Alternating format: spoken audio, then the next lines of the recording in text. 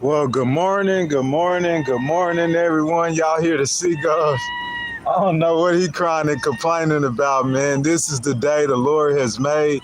I will rejoice and be glad in it. If you guys haven't liked the video, I ask that y'all double tap the screen for me. Like the video, subscribe to the channel, hit that notification bell, guys. If you guys don't know, I've been on this journey cruising with Ghost Rider about 7 months. You know what I'm saying? Like, I've been chasing sceneries like this, man. You know what I'm saying? Up here in the Hudson Valley. It's unbelievable, man, that this is like within 30 miles of Manhattan, man. You know what I'm saying? Lower Manhattan.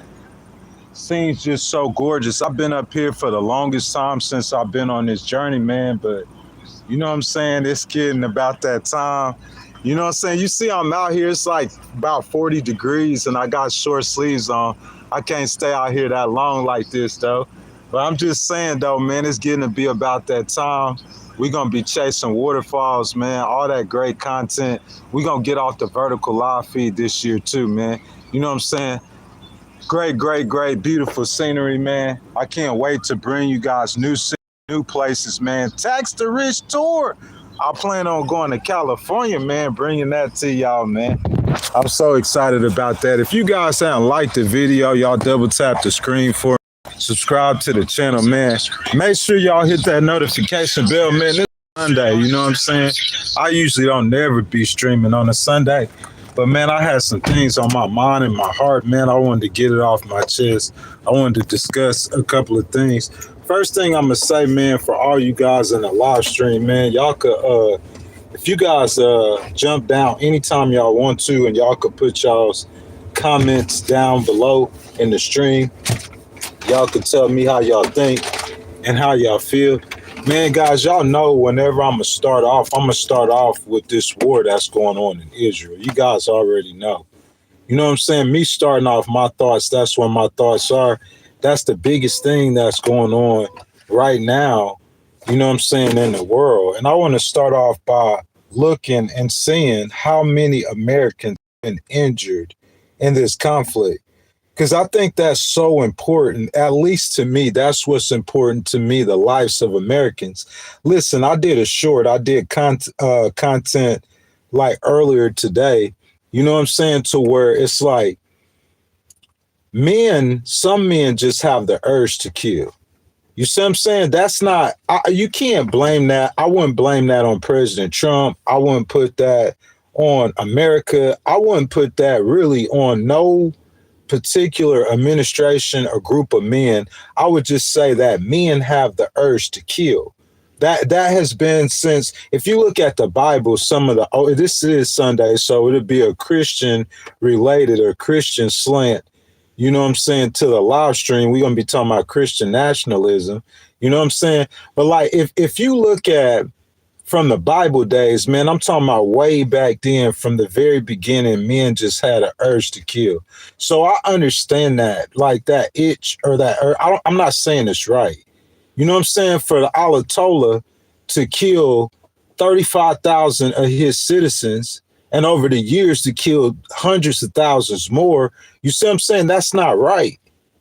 I'm not saying it's right to kill anybody. I'm against the mass killing or individual killing of any human beings, okay? I believe in human rights and respecting the dignity of life. I believe that you didn't give that human that life, so it's not your right to take it. That's what I believe. However, I understand in certain circumstances to stop the murder of a lot of citizens or to save many, you know what I'm saying, you gotta have to kill a few. And that's what's going on in Iran. That being said, all of that being said, what I come on a live stream today is to say that we as Americans should stand together and say that we want to protect the lives of Americans. That's important. We want to protect the lives of everyone in the world if we can, all of humans, human rights, but we aren't everyone in the world. We are Americans. We are a part of the world, so we're going to do our part to protect all of humans in the world. But I'm saying as an American, my focus is to protect American lives. That's what my focus is. You see what I'm saying? I don't believe in no Americans being killed. in no situation. I mean, listen, domestically, we got our own problems. I'm saying Chicago, you know about the violence across America. I don't have to name the cities out.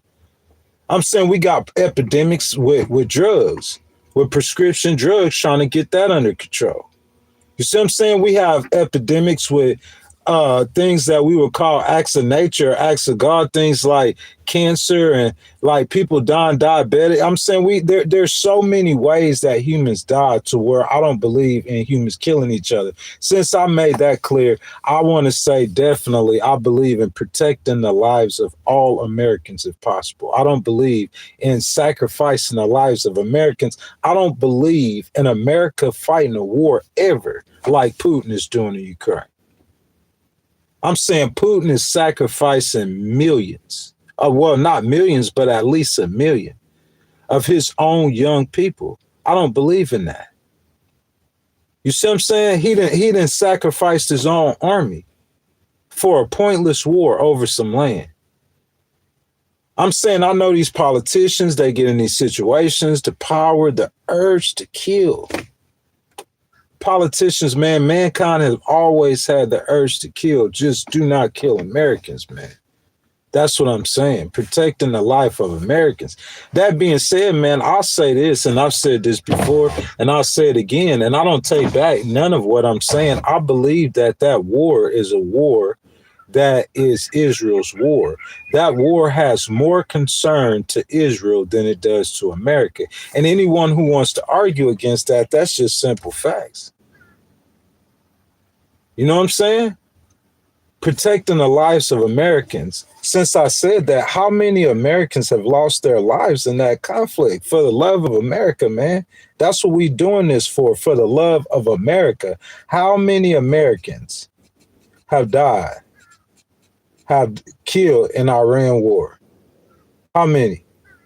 So we're looking at 15 days, right? As of March the 14th, that's yesterday, 13 U.S. servicemen have been killed. 13. Approximately 140 to 150 service members have been wounded, and 8 of them are severely injured to this point right now. Good morning, Pure Joy. How are you guys doing? If y'all come into the live stream, y'all please double tap the screen for me if you're on a cell phone. Like the video. If you guys haven't subscribed, subscribe to the channel. Most importantly, Republican, Independent, Democrat, it don't matter here, y'all. Y'all jump down in the comments, man, and y'all join this conversation. For the love of America, protecting the lives of America, that's my project, man. 13 U.S. service members have lost their lives to this point. How many veterans do we have in this live stream? 13. You know what I'm saying? 150 injured. That's what I'm saying.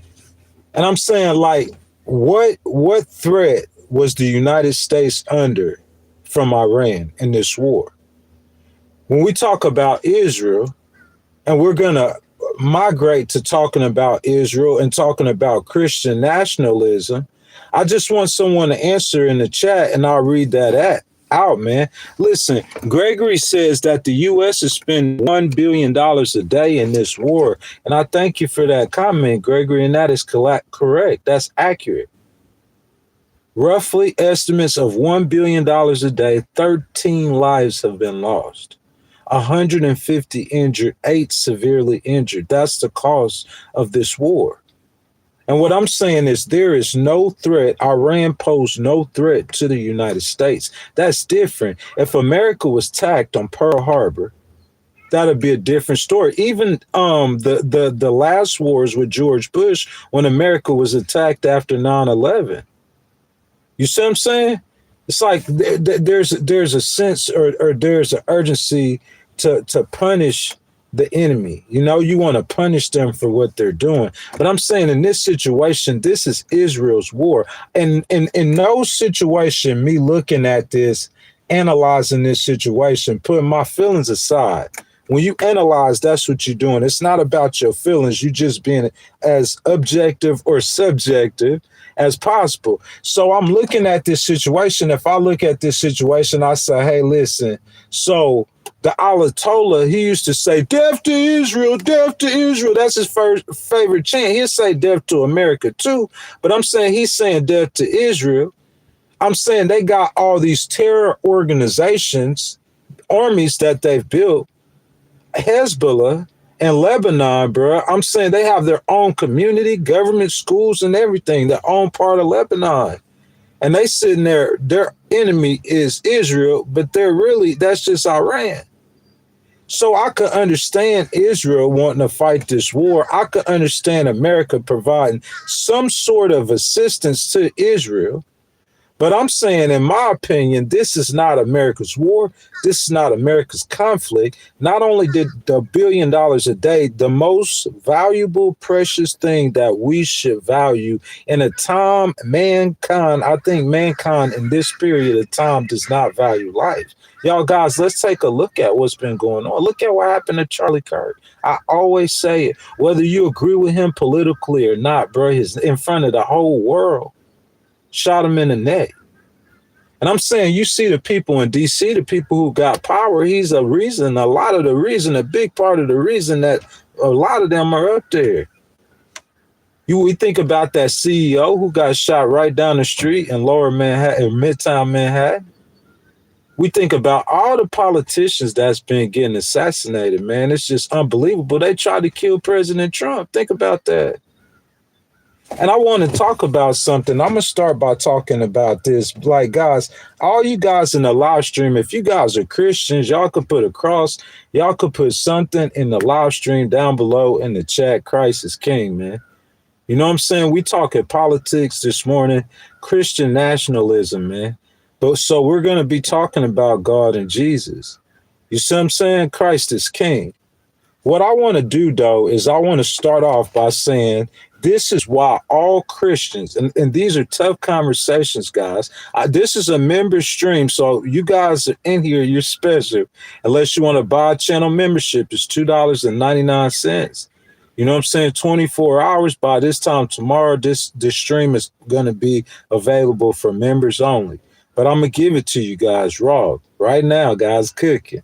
Okay, this is a tough conversation. We're talking about the nation of Israel this morning. We're talking about the relationship with America. We're talking about Christian nationalism. The reason as a Christian that I respect the people of Israel, not necessarily the leaders, because we see over time leaders change. Leaders don't represent all the time how we feel. Tell me where I'm right or wrong. Does President Trump, if you're a Republican, you might say, hey, yeah, President Trump represents 87 or 89 or 93 or 99% of how you feel, but he probably don't represent 100% of how you feel. Well, imagine for the other side of America, if he got 47% of the vote, that means the majority, 53% of the vote, that didn't vote for him, and probably more Americans that don't even participate in the process. He don't represent how they feel either. So it's safe to say a majority by a larger number than 53% of America, he don't represent how they feel completely. You see what I'm saying? But I'm saying President Trump does what he does, and it's like we say America, or I guess the rest of the world could say America, because in America, we're not saying America. When we saw Alex Peretti get killed, when we saw Renee Good get killed by ICE agents, we're not saying, we know that's not America doing that. We're not saying America. We're not agreeing with that, not the people. That's what I'm talking about. When I say America, I'm talking about the people. We don't agree with that. So a lot of things President Trump do, we don't agree with that. We see leaders from America, AOC, Gavin Newsom, going over to Europe, and they letting their voice be heard, letting the Europeans in the world know that all of America isn't in lockstep with President Trump. This ain't no hate on President Trump. Well, I'm saying the same thing go for the rest of these nations in the world. So when I talk about Israel, I'm not talking about the people of Israel. If there's something that is done by the government of Israel, I could separate in my mind the government of Israel from the people of Israel, just like I attempted to separate from you guys the people of America and our government led by President Trump. There's a difference, so you understand that. Since I got that out the way, you know what I'm saying? Making these points one by one to get to my argument, okay? There's a scripture in the Old Testament where God says he's going to bless the nations of the earth.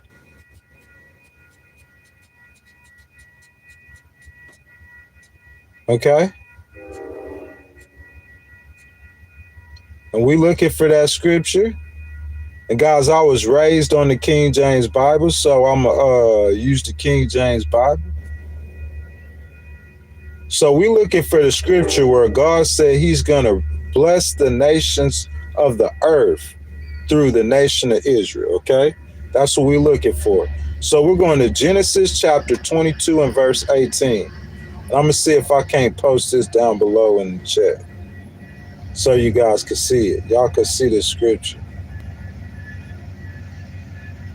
And in thy seed, he's talking to Abraham, shall all the nations of the earth be blessed?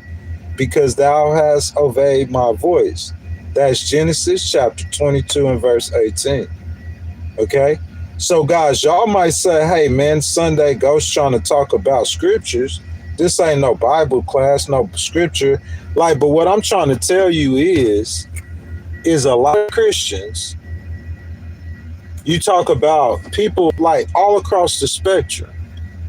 We could start, and this is what you guys don't understand. Some people don't understand. They think it's AIPAC necessarily. They think it's Israel and corruptions and ties to politicians. And you hear these young people attacking politicians, not just Republicans. They attack VP Harris. They attack Hakeem Jeffries. AOC, they looking for her. They attack Jasmine Crockett. They attacking Democrats too, trying to say that they got some kind of relationship with Israel that's corrupt because they taking money from a lobby or some kind of Israeli super PAC. Now, this is what I'm trying to tell you. America as a Christian nation, I posted and I pinned the scripture down below in the chat. If you ask Barack Obama what's his religion, he'll tell you he's a Christian. What does all these people have in common? They all saying they're Christians. So I'm saying this for you people who are not Christians, you people who don't know, you people who have heard rumors before, I'm clarifying it today. The stance. Some people might give you different scriptures because there's different variations of that same scripture. But for the point we're making today, it's not no Bible class. It's Christian nationalism.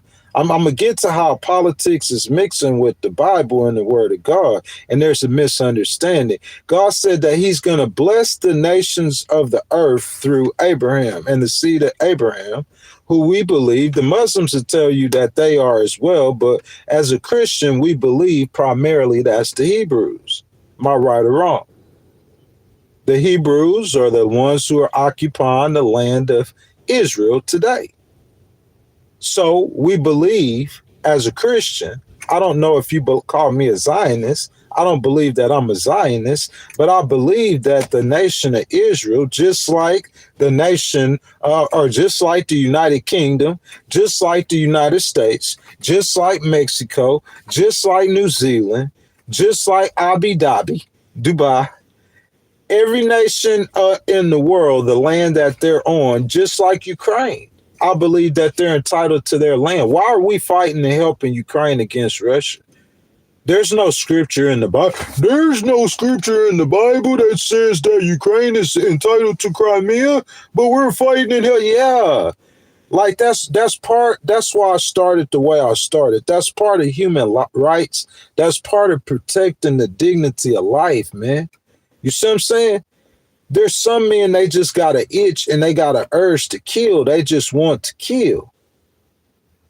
They want to conquer. They want to take land. Why in the world would you spend $2 million on a missile? I'm talking about how many Tomahawk missiles the United States got. Let's look at something real quick. This is one munition. How many Tomahawk weapons in the United States arsenal? How many? How many Tomahawks missiles does U.S. have? 3,500 to 4,100 Tomahawk missiles. I just want to show you something. Let's just say 4,000. You paying $2 million a piece. This just on Tomahawk missiles. I just want to show you something, man. This is what I care about, man. It don't matter who the president is. I don't think that matters. I'm going to give y'all a right perspective on something. You got 4,000 Tomahawk missiles and you pay $2 million a piece for them. Unbelievable.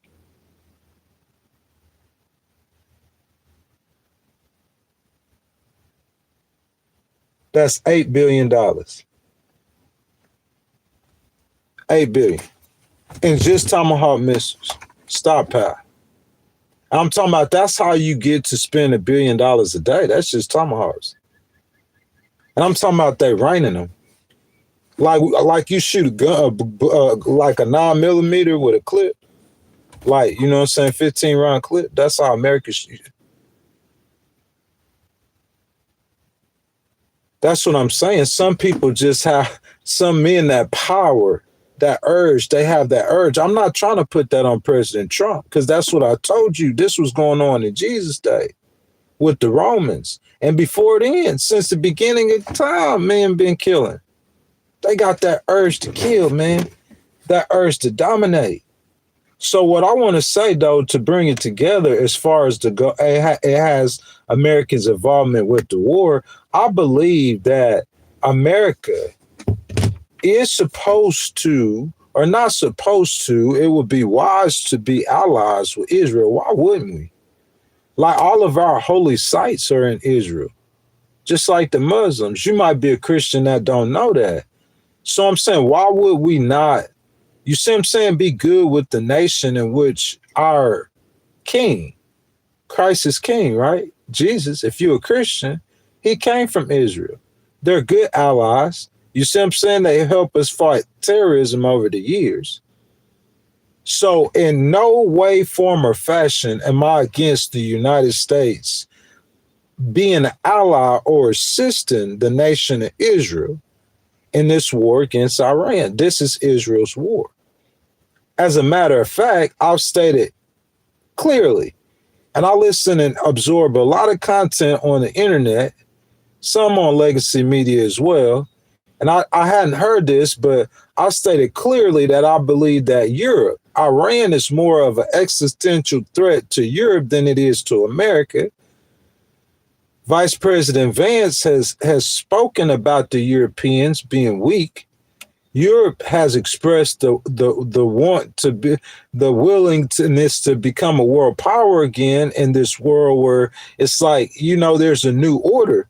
It's like every man for himself out there. That trans-American alliance might not be as strong as it once was under President Trump. You see what I'm saying? So this is Europe's opportunity. The United Kingdom, I heard that, you know what I'm saying, they were flying defensive roles. But I think that President Trump, he asked them to take place in an operation they have to try to take control of the Strait of Hormuz. You know what I'm saying? Very dangerous operation. He asked the United Kingdom to take place, but I think France needs to participate in that. I think Italy needs to participate in that. You know what I'm saying? Ukraine has already, you know what I'm saying, sent expertise about drones. I think all of Europe, or I think Europe should be more involved, especially, in my opinion, I think a nation that should be the most involved in that situation against Iran should be Saudi Arabia. This isn't a time for those nations to be soft and scared and try to hide behind the United States and Israel. I think it's an opportunity for them to, you know what I'm saying, demonstrate, because what President Trump is trying to do is more of a long-term strategy. It seems like to me. How does it seem like to y'all? If it's a long-term strategy, instead of $1 billion a day, I mean, maybe you spend $100 million a day. And I think $100 million is much too much. And maybe if you lose 13 American lives in 2 weeks, maybe you don't lose one American life. You see what I'm saying? Or if 13 lives have to be lost and you have, 15 other nations helping you, you got better chances. And it's more of a problem to them. I'm saying President Trump, he preached that America first. This is his theology. You see what I'm saying? To where we going to stop wasting money on foreign wars. How many of us heard President Trump say that? Let's see if we could get an audio and hearing President Trump saying that we going to stop wasting money on foreign wars. This ain't no hate on him. I just want to show y'all something. You see what I'm saying? It's a fact-finding mission. President Trump saying stop wasting money on foreign wars. I want to see if they got some audio. Real quick.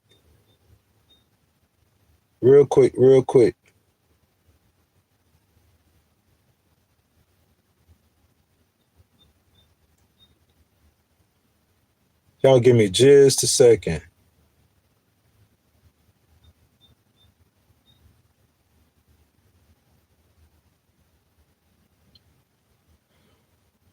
Here, let me see if I could say, I'm going to say, he's saying this, let me put a year on this. Let me say 2024. 2024. Let's see. See if that'll help us some. Here we go, guys. President Trump in his own words. Historic realignment, uniting citizens of all backgrounds around a common core of common sense. We're the party of common sense. We want to have borders. We want to have security. We want to have things be good, safe. We want great education. We want a strong and powerful military, and ideally we don't have to use it. We had no wars. 4 years we had no wars, except we defeated ISIS. We defeated ISIS in record time, but we had no wars. They said, he will start a war. I'm not going to start a war. I'm going to stop wars. That's President Trump in his own words, man. Pre-election. I know y'all heard him say no wars. He bragged about no wars. I know. How many people in the chat, be honest, yeah, you heard him say no wars. His first 4 years, he had no wars. They wouldn't even start a war because he was president. And you just heard him say pre-election he would stop wars. But we've seen what happened. That's facts, man. Urge to kill. Men have that urge to kill, man. They just got to get them off of it. It's Israel's war. The Bible says that God will bless the nations. I gave you a blueprint. America could take a step back. There could be a multi-nation coalition, mainly of European nations and other Asian nations, Gulf states that are Iran's neighbors. They have the highest concern. America should just be organizing, not attacking alongside Israel, fighting Israel's war, fighting Netanyahu's war. That's what I'm saying. That's my whole issue with America's involvement with this war. There are men who are trying to hold, or who have held captive, not only the Republican Party, but they've held captive. They're trying to hold Christianity captive. They're trying to say that you don't support Israel if you speak out against some of the things that Benjamin Netanyahu does.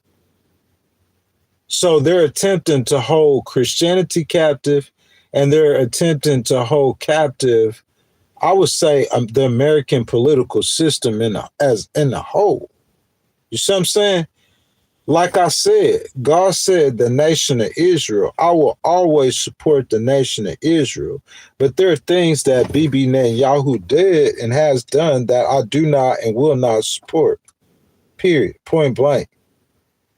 In my opinion, some people, they have a much harsher opinion of Mr. Netanyahu than I do. my opinion of him isn't as harsh as some people. Just like with Secretary Noem, I believe if the politician makes the error and mistakes, then they just need to be shown the error of their ways and have an opportunity to correct the error. You see what I'm saying? But Secretary Noem, the Democrats, there's a lot of independents. They weren't trying to hear that. They went off with her head, and then she was gone. I mean, you could issue the same warning to Benjamin Netanyahu. It'd be a little bit more difficult because he's the leader of a nation. But I said this before. I don't think some of the activities that Mr. Netanyahu does is safe. This is beyond the war with Iran. You see what I'm saying? And I'm saying this is the reason, in my opinion, what I'm finna tell you right now. First, let me tell you what I'm trying to say. So let's see. How many Palestinians were killed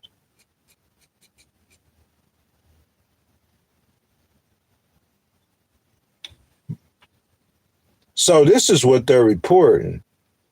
As of early 2026, the Israeli invasion of Gaza has resulted in 72,000 Palestinians' deaths. 72,000, that's what they're reporting. I've heard it was more than that, much more. I heard it was hundreds of thousands of Palestinians that were killed since the war. That's what I heard. Let's hear let's see if we could find anything out.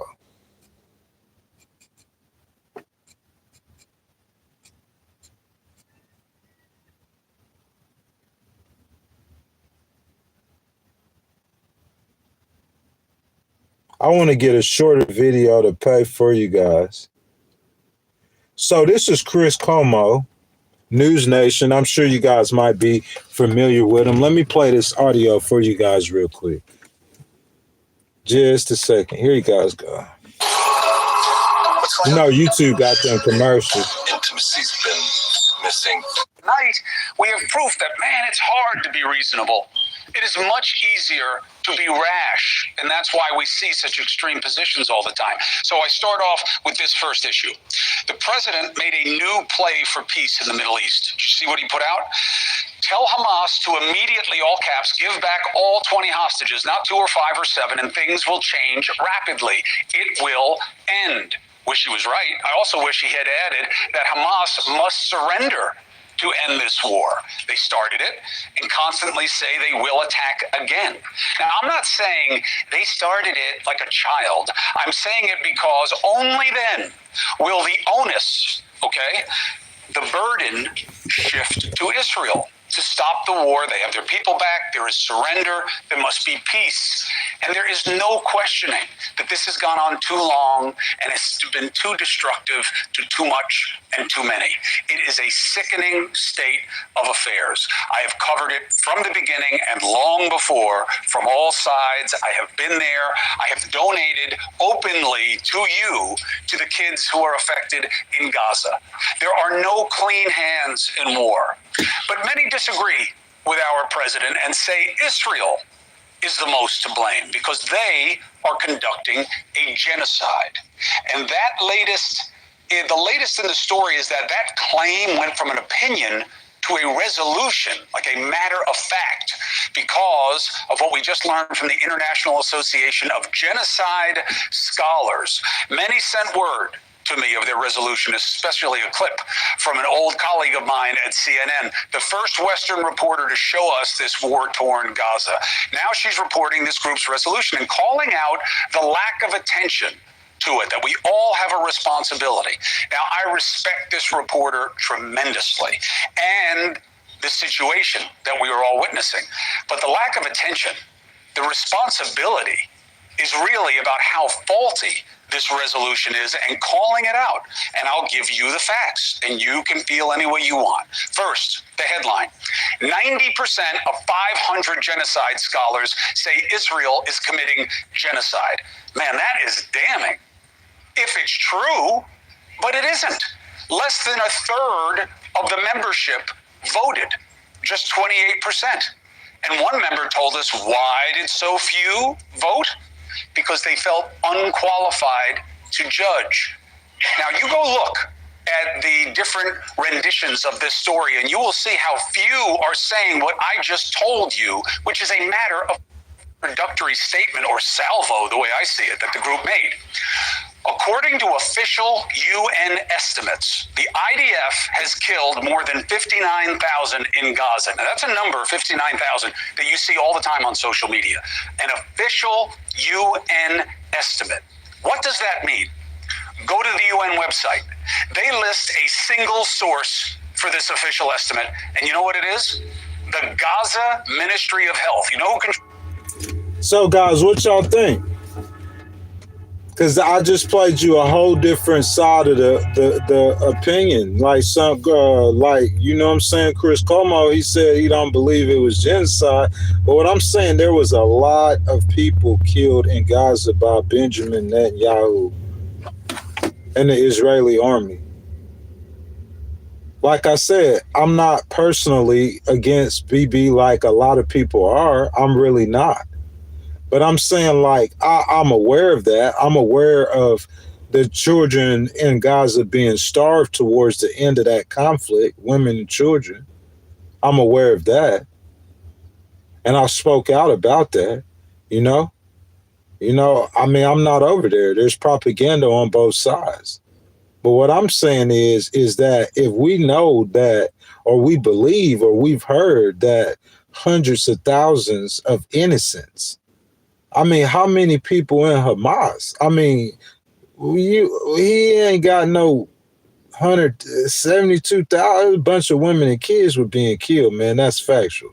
Whether it's 59,000, 39,000, 29,000, 109,000, 209,000, the numbers mean something as facts. But if it was 9 of them, to me, 9 is too many.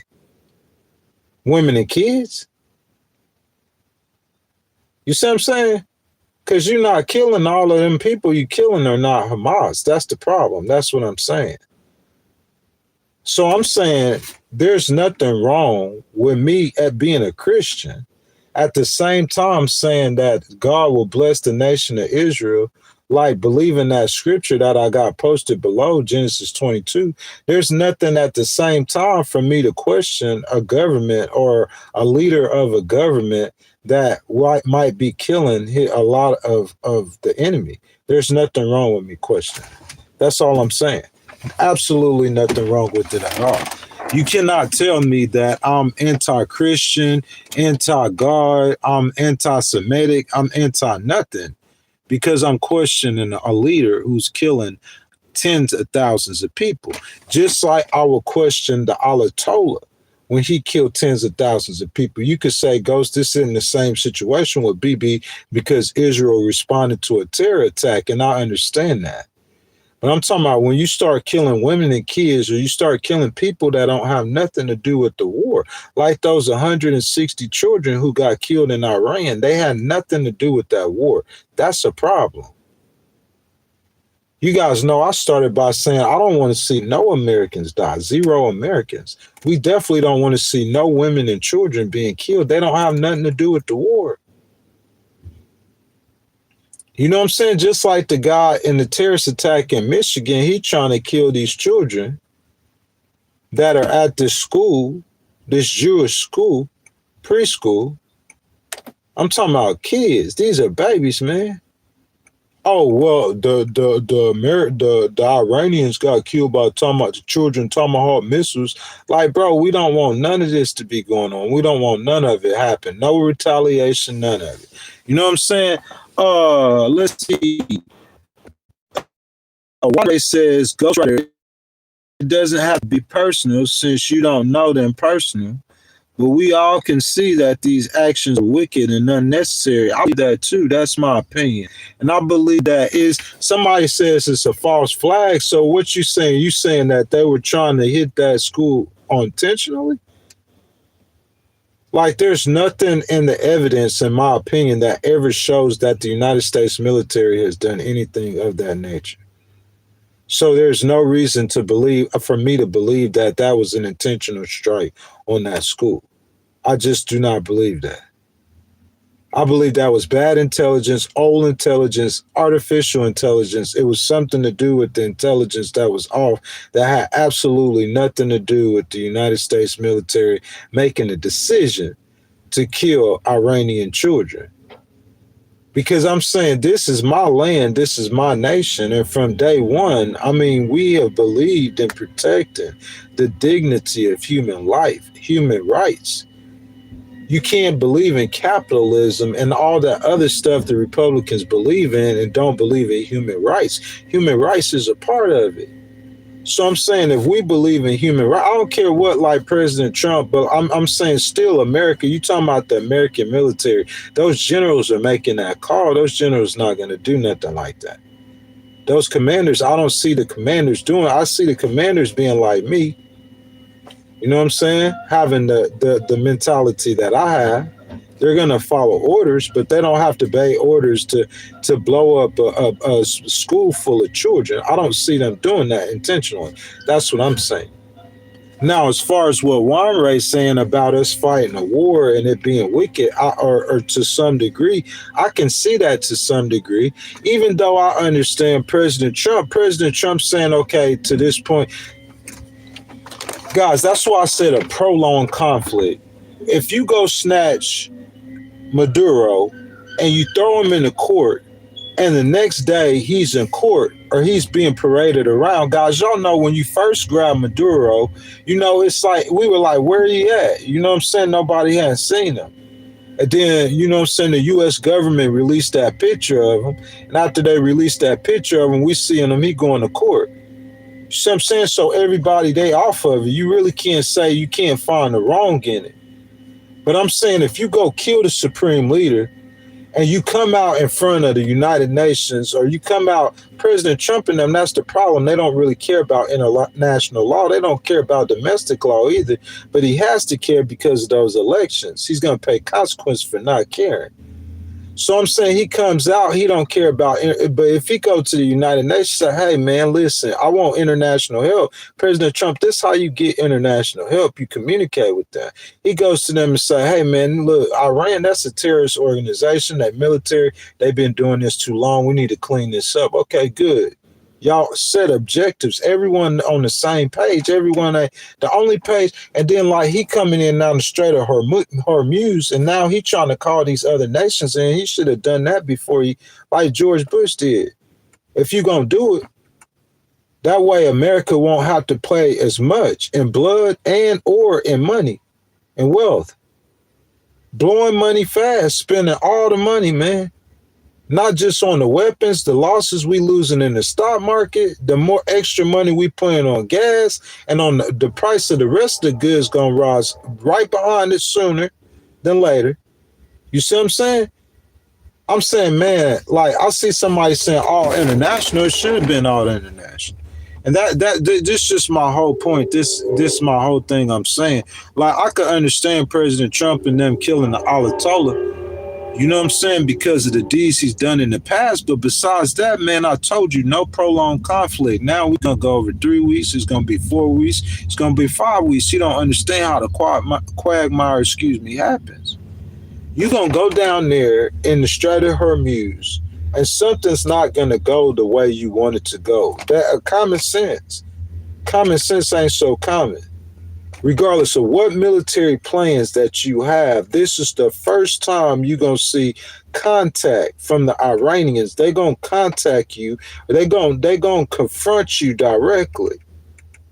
Not like coming out to fight you head on head. They're going to be doing some Vietnam stuff, some guerrilla warfare tactics. Man, I believe the Strait of Hormuz, you heard the Supreme Leader last week, this a few days ago, he came out and he said the Strait of Hormuz was their strategy. That's their main strategy. That's the only way they can, that's the best way they could wreak havoc and terror. It's like that Strait of Hormuz, that's 20+% of the energy in the entire world. And for you to be able to control that, that's extreme power for a terrorist regime. The whole regime is a terrorist regime. So I'm saying for you to go try to take that, you're going to pay a cost for that. You got to prepare for that cost. You know what I'm saying? That's like almost like if you coming to try to take Tehran, I don't see them not standing 10 on that. You see what I'm saying? So I mean, it's a difficult situation. Like, I don't know, man. Like, I just tell y'all how I feel, my thoughts, what I believe. You know, I feel that's Israel's war, and I feel like Israel should pay the majority of those costs for that war. And I think America should have less involvement. And I think America should have been in its campaign. Because, you know, if they blow up American ship, you know, we got to make a point. We got to, you know, that's how fights go. That's how wars go. They take a mind of its own and they start growing. And it'll get deeper and it'll get deeper and it'll get deeper. But as a Christian, for me to come out and say that, I believe that that's not America's war. There's nothing wrong with you saying that. For you coming out and questioning if BB start killing too many Palestinians or Muslims, for you questioning that as a Christian, there's nothing wrong with you doing that. That don't mean that you don't support Israel. That don't mean that you're against Israel. You know what I'm saying? Gerald says in the Bible, it says that they do not know the way of peace. That's what I said, man. When I first started this live stream, some men just like killing. That's what I'm saying. It's the power. It's like an allure of power. I don't know what it is, man. And it's like, look, how many conflicts in the Middle East that the United States have been involved in the last what? And I'm not talking about this ain't President Trump. That's what I'm trying to tell y'all. This is a lot deeper than President Trump. We heard President Trump speak against these other men and these other situations I'm about to tell you guys about. Look, we're going to see how many conflicts have America been involved in.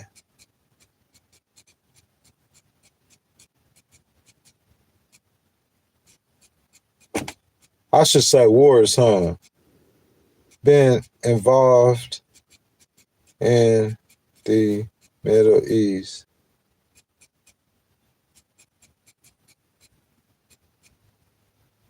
Let's see.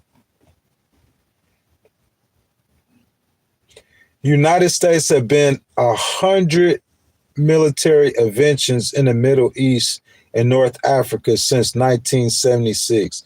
100. Since 1776. I said 1976. I'm sorry. 100 since 1776. 100. Major wars. Afghanistan, 20 years, 2001 to 2021. So we only been out of Afghanistan for 5 years. Here we go again. Iraq, 2003 to 2011. That was 8 years. And the Gulf War, 1990 to 1991. That was only a year. That's the best situation. I say Iraq will have to be number 2, but that's still too long. 8 years, man. And then Afghanistan was a nightmare. Operations in Syria, Iraq, Yemen. It's unbelievable, man. Like I'm saying, and President Trump, I played your audio of him saying this. I could play you more audio of him saying that he's not going to get involved in no wars. There were no wars when I was president. No wars. And we believe that. That's the reason why Republicans, see, that's. And so today you got Tucker Carlson, now Ted Cruz beefing with Tucker Carlson, Candace Owens, Megyn Kelly, Nick Fuentes, Charlie Kirk. I'm saying Alex Jones, every last one of them, MAGA, that support him. Find me some MAGA people on the internet who are supporting this. You know what I'm saying?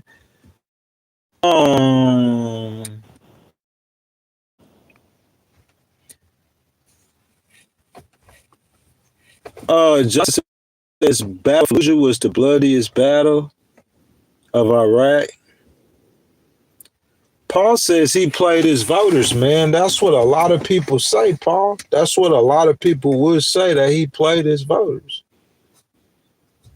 But I'm saying that, I mean, look, if we look at it, I'm going to just be real right now. And I know y'all Republicans probably not going to like this, and you guys probably will get highly upset right now.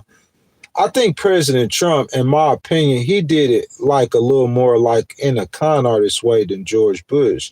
That's why I said he sleepwalked us into it. Because look, George Bush, what happened when they attacked 9/11, on 9/11, it's just like he just reacted to that, really. Him being a Republican, it's like a perfect situation, a perfect storm. You know what I'm saying? How many thousands of Americans had died? Like, America was upset. The nation was upset. We wanted blood. So I could kind of understand George Bush. And even though George Bush going into Iraq, he might have lied about the weapons of mass destruction, he still had an international coalition. So he built up for the war and everything. He had other nations assisting and helping in the war. I can't give him that on that. Now, in the situation with President Trump, one of the things he ran on, he sold himself as a peace president who would not be involved in any wars. George Bush, I don't recall him running or selling himself like that. I've said before, I felt like President Trump, they didn't try diplomacy enough, or they didn't make a valid attempt at diplomacy with Iran. I just believe they didn't try hard enough. Israel's war. Israel wanted to fight this war. That's Israel's enemy. I'm not a hater or an opponent of the nation of Israel. I don't agree with Bibi Netanyahu, some of his tactics, but that's his neighborhood. It's not the friendliest of neighborhoods. You know what I'm saying? Some people said hundreds of thousands of Palestinians were killed. I don't know. To me, that's not my argument. He's not doing it right now. He's not starving women and kids. You know what I'm saying? They in the war. It's like been fighting this war for years. He wants to, you know what I'm saying, do as much damage to Hezbollah and stop Iran from being able to attack Israel. That's what his goals are. It's Israel's war. That's facts. That's not, you see, I always try to take a place that's not political. I say it like, you don't know I'm a Republican or a Democrat because I'm neither one. I'm independent. You don't know if I'm for or against Israel. I'm for Israel, but I try not to be biased. It's Israel's war. I understand why Bibi is fighting him. I understand what Israel's interest is in being successful in this conflict and why they attack Israel. His poll numbers, he got good numbers in Israel with his people. As far as them attacking Iran, I'm talking about Bibi Netanyahu. The people of Israel, they're for this war. The people of America is not. That's different. From the Nile to the Euphrates, man, listen, I can't say how any way in the world they would be able to pull that off. That's what I'm saying. Like, because for BB to be able to do that, to attempt that, like, so BB could say, like, okay, listen, there's scriptures in the Bible, you see what I'm saying, that, you know, God says that he promised this land, like he just said, from the Nile to the Euphrates. BB can, like, actually say that, you know what I'm saying? Or BB can address those scriptures that's in the Bible. He can't say those scriptures in the Bible. But what I'm saying, for him to actually be able to pull that off, or even to attempt to try to pull that off, that's what I'm talking about. To try to pull that off. That's what I'm saying.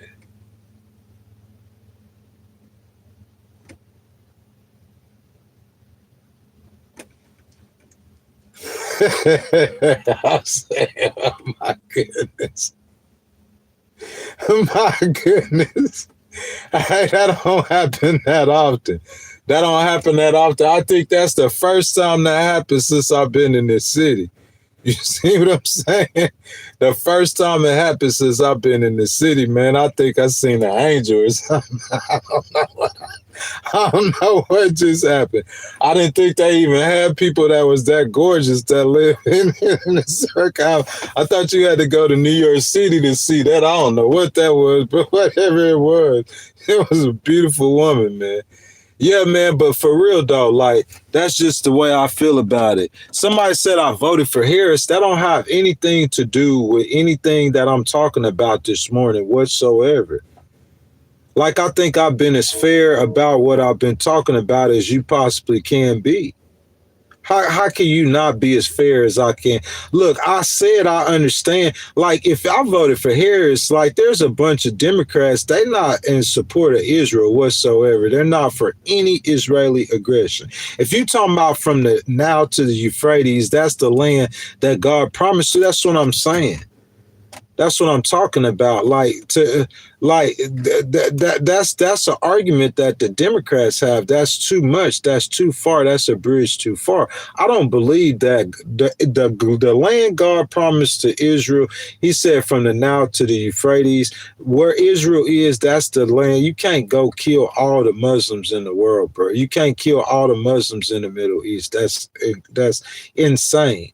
But I've heard some people, extremists, or them talking or saying stuff like that, using nuclear weapons and killing thousands and millions of Muslims. I'm saying you can't look at a nation of 9 million people. How many Muslims in the world or in the Middle East? Israel, you got 51, 52 Muslim states, and you got one Jewish state. So that one Jewish state, you can't kill every Muslim so Israel can have the land and then try to blame that on God, saying that God said that they could do that. That's not, you misjudging those scriptures. That's not what the scripture means. How many Muslims in the Middle East? Middle East. 400 to 450 million versus 9 million Jews. 400 to 450 million in the Middle East and North Africa. How many Muslim nations? How many Muslim nations?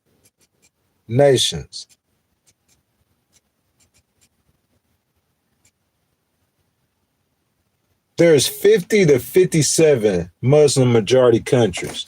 There's only one Jewish state. There's 9 to 10 million Jewish people living in Israel.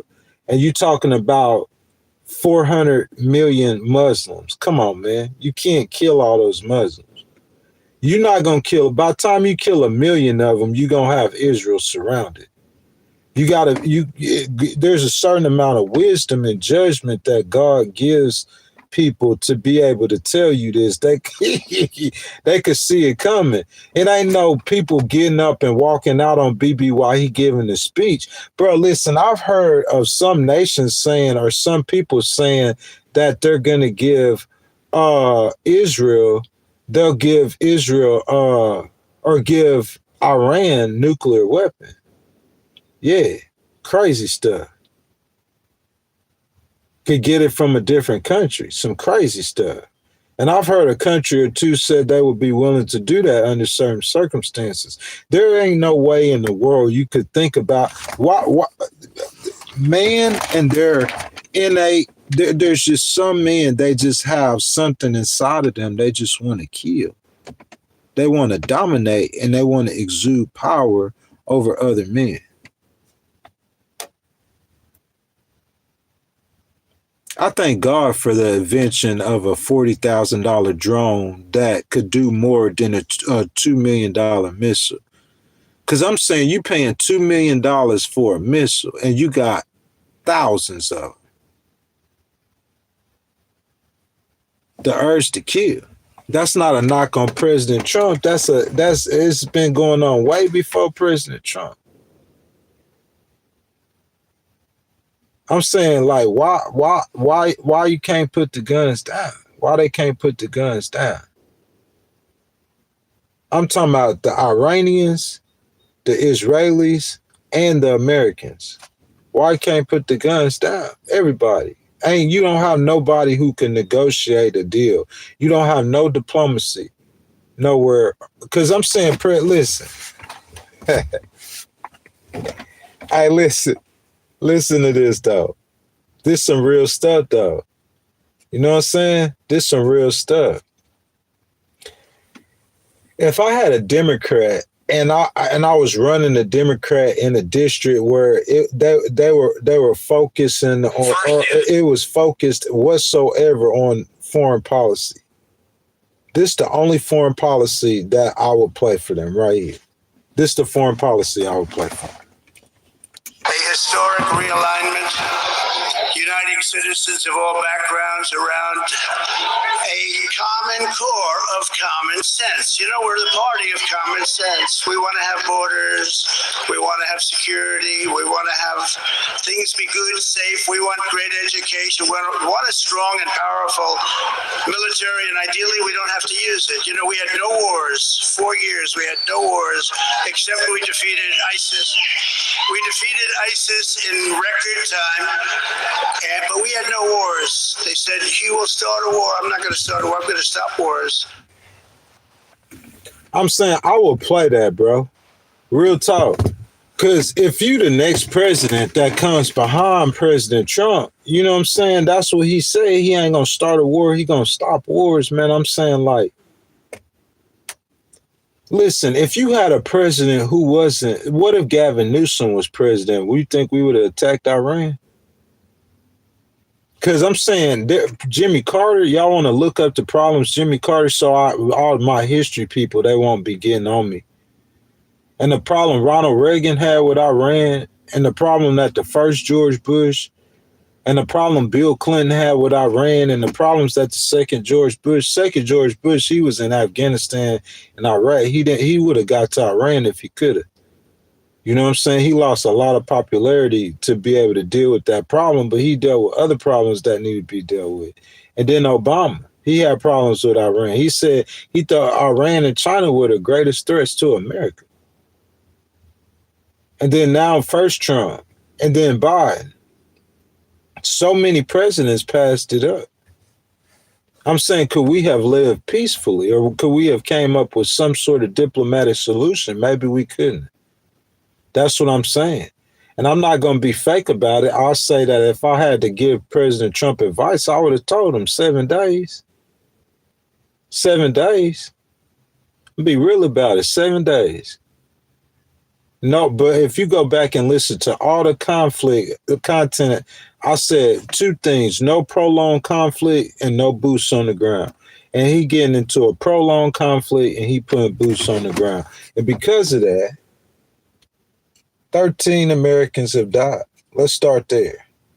Let's start with 13 Americans have died. Let's see how much money. Y'all tell me how much money y'all think we spent. How much money? 13 Americans have died. Before we look up at how much money we spent, let's see about the Dow Jones. How much the Dow Jones have lost? 4.2%.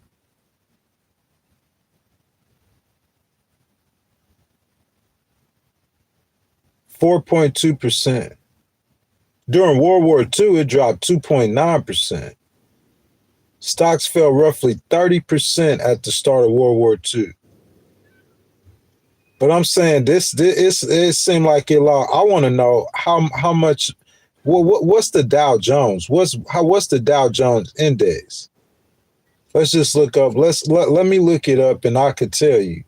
Because President Trump had talked about the golden age. He got the Dow Jones to 50,000 points. First time ever. But I want to see what it was at. You see what I'm saying? When it closed on Friday. Where the Dow Jones at? Down 119 points. It's the 46,558. From 50,000. And it's steady dropping. All red. S&P 500, your 401ks is in the red.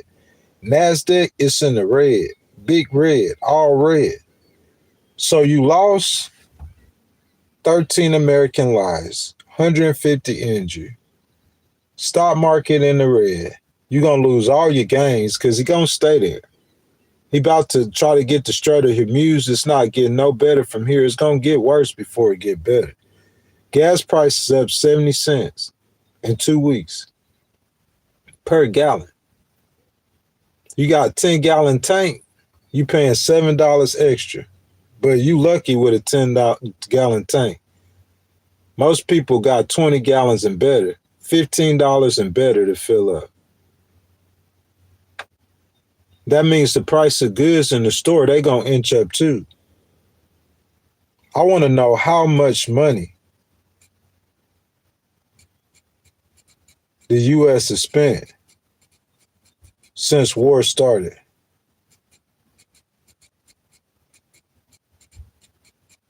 How much? $11.8 billion in the first week.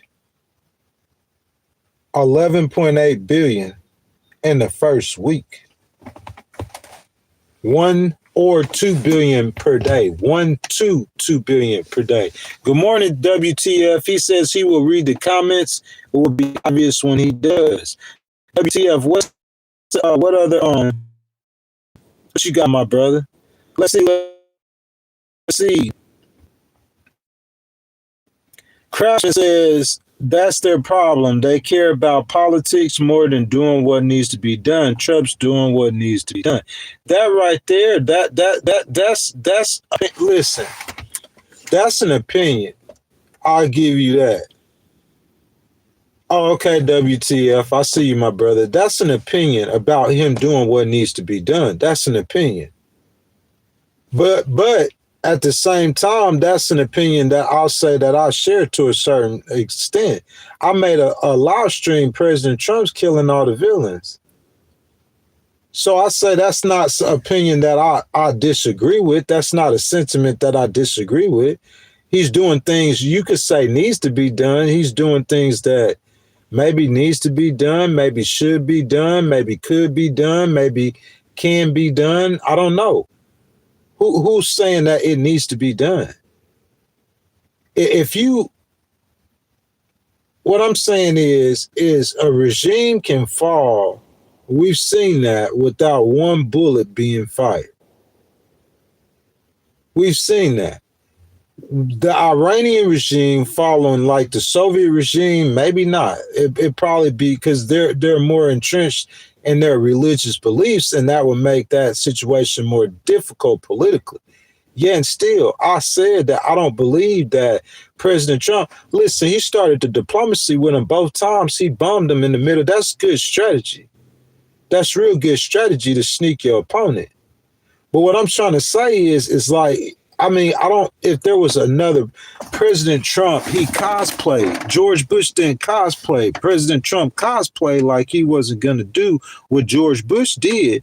But George Bush did what he did without cosplaying. President Trump did what he doing cosplaying. That's what I'm saying. That's not what the American people wanted. That's what I'm saying. Y'all tell me where I'm wrong. Y'all give me any kind of numbers, data, and stats to show me where I'm wrong.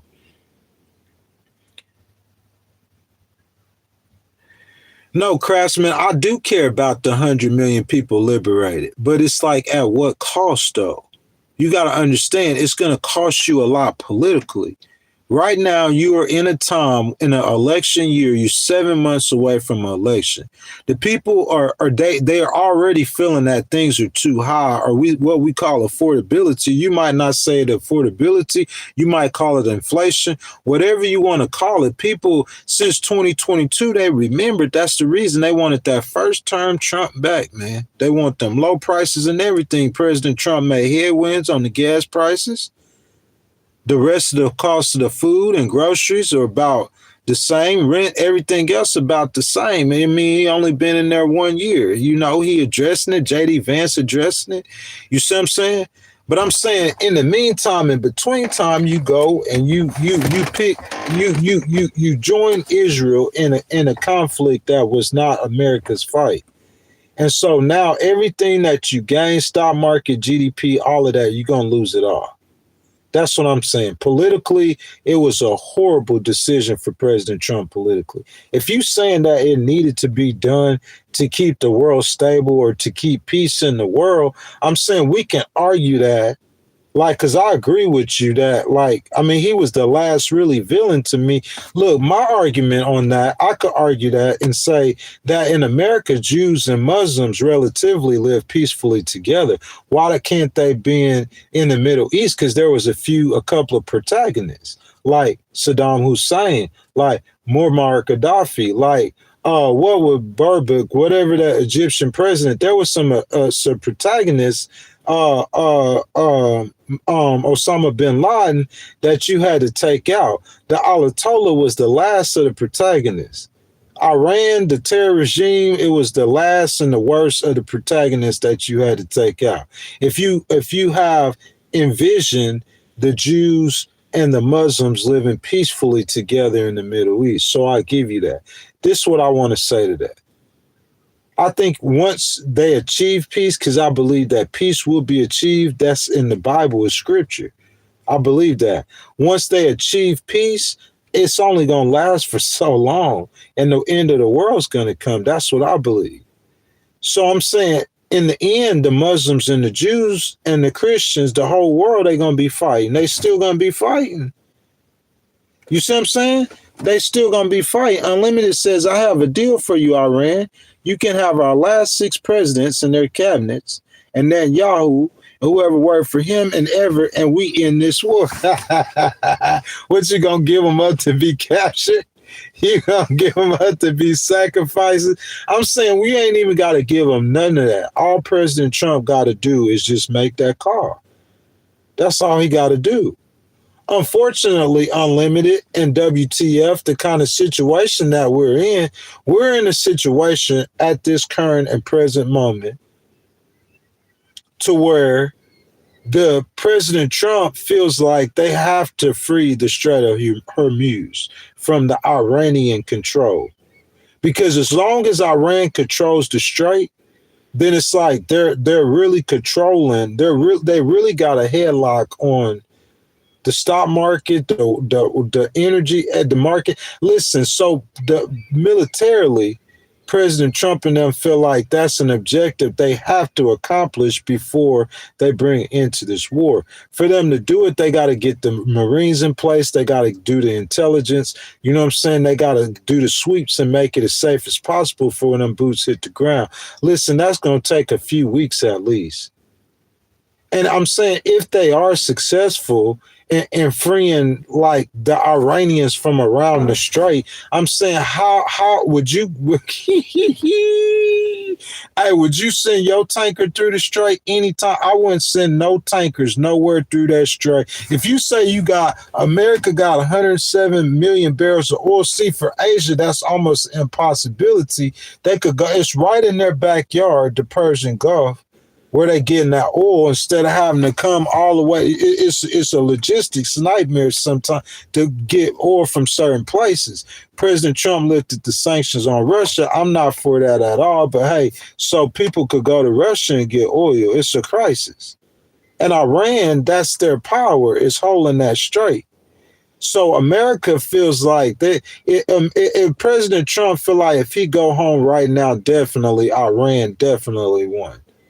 If America goes home right now, he's going to feel like Iran definitely won. He's got to free that strait. That's what's going to cause. And I'm saying it's just more and more of a penalty that's being paid by America, the United States. WTF says, I don't think we should be there. It's hard to get past that. Now we are knee deep in the mud. It's like Iraq 2.0. That's 10,000%, sir. That's a 1,000,000%.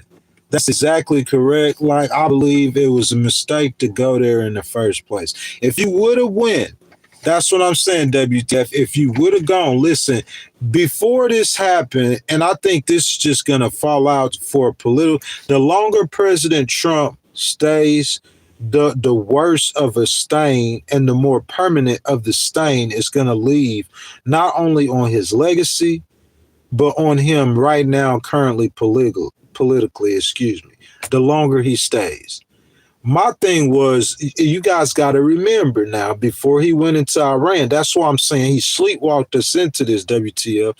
Before he went into Iran, think about all the successes he had against a lot. Look, Charlie Kirk goes up there, he argues, maybe that's why President Trump only bombed for one day. But I'm saying he goes into, he bombed the first time he bombed Iran.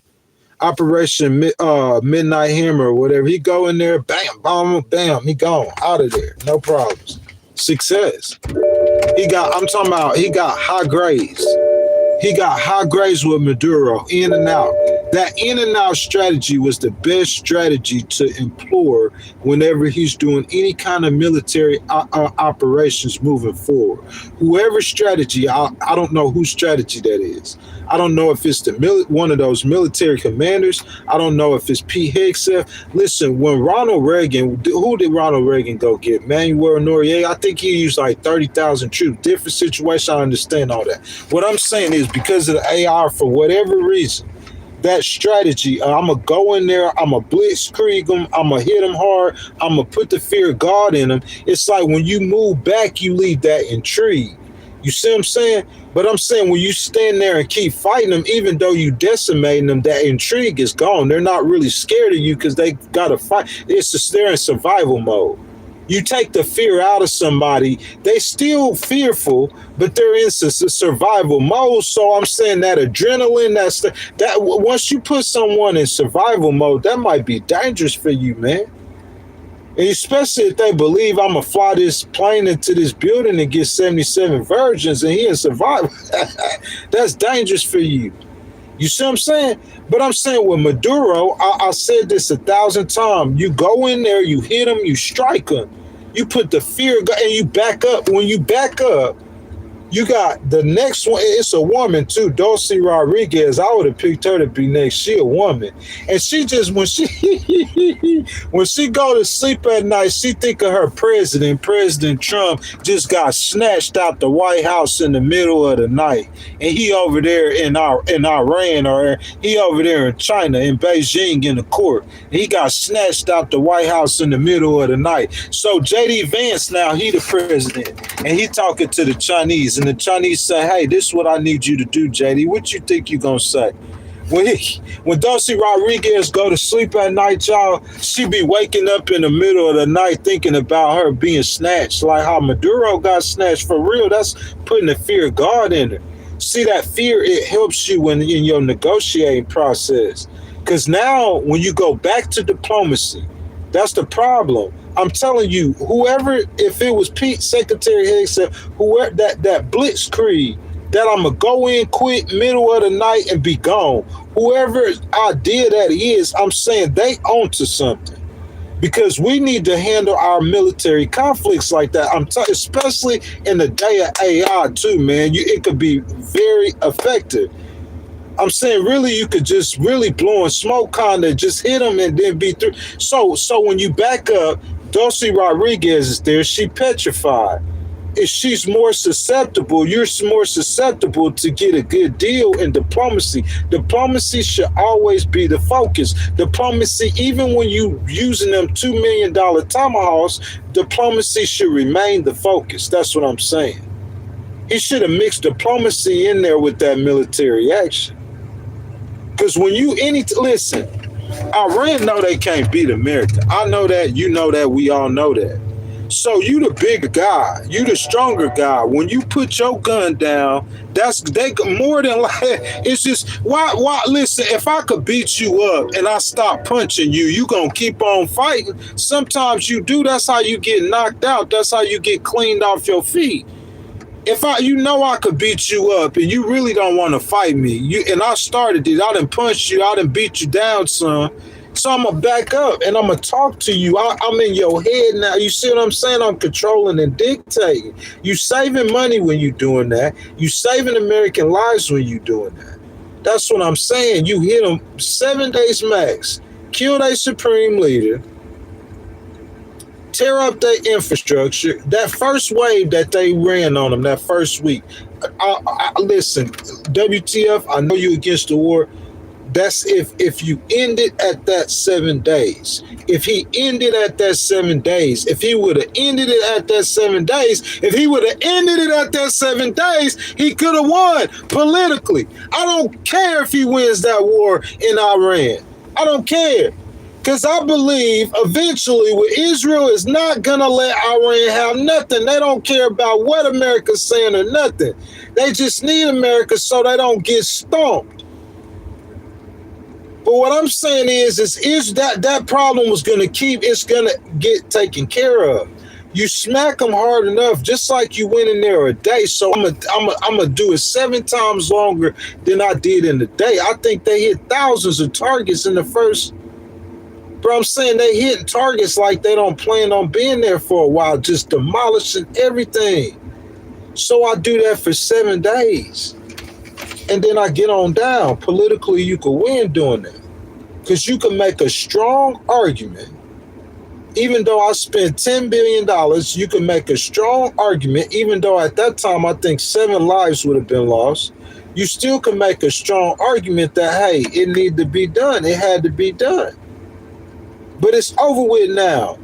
And I'm saying that's what you arguing to the American people, what you telling to the world. I don't think it really matters to the world as much because the world is uniting against Iran. Because Iran used some, I know they had to strike out at American bases, but it was a mistake to hit as many nations as they hit. You see what I'm saying? So the world kind of united against Iran. But what I'm trying to say is, though, still and all, yet and still, besides all of that, because he stayed in there for too long.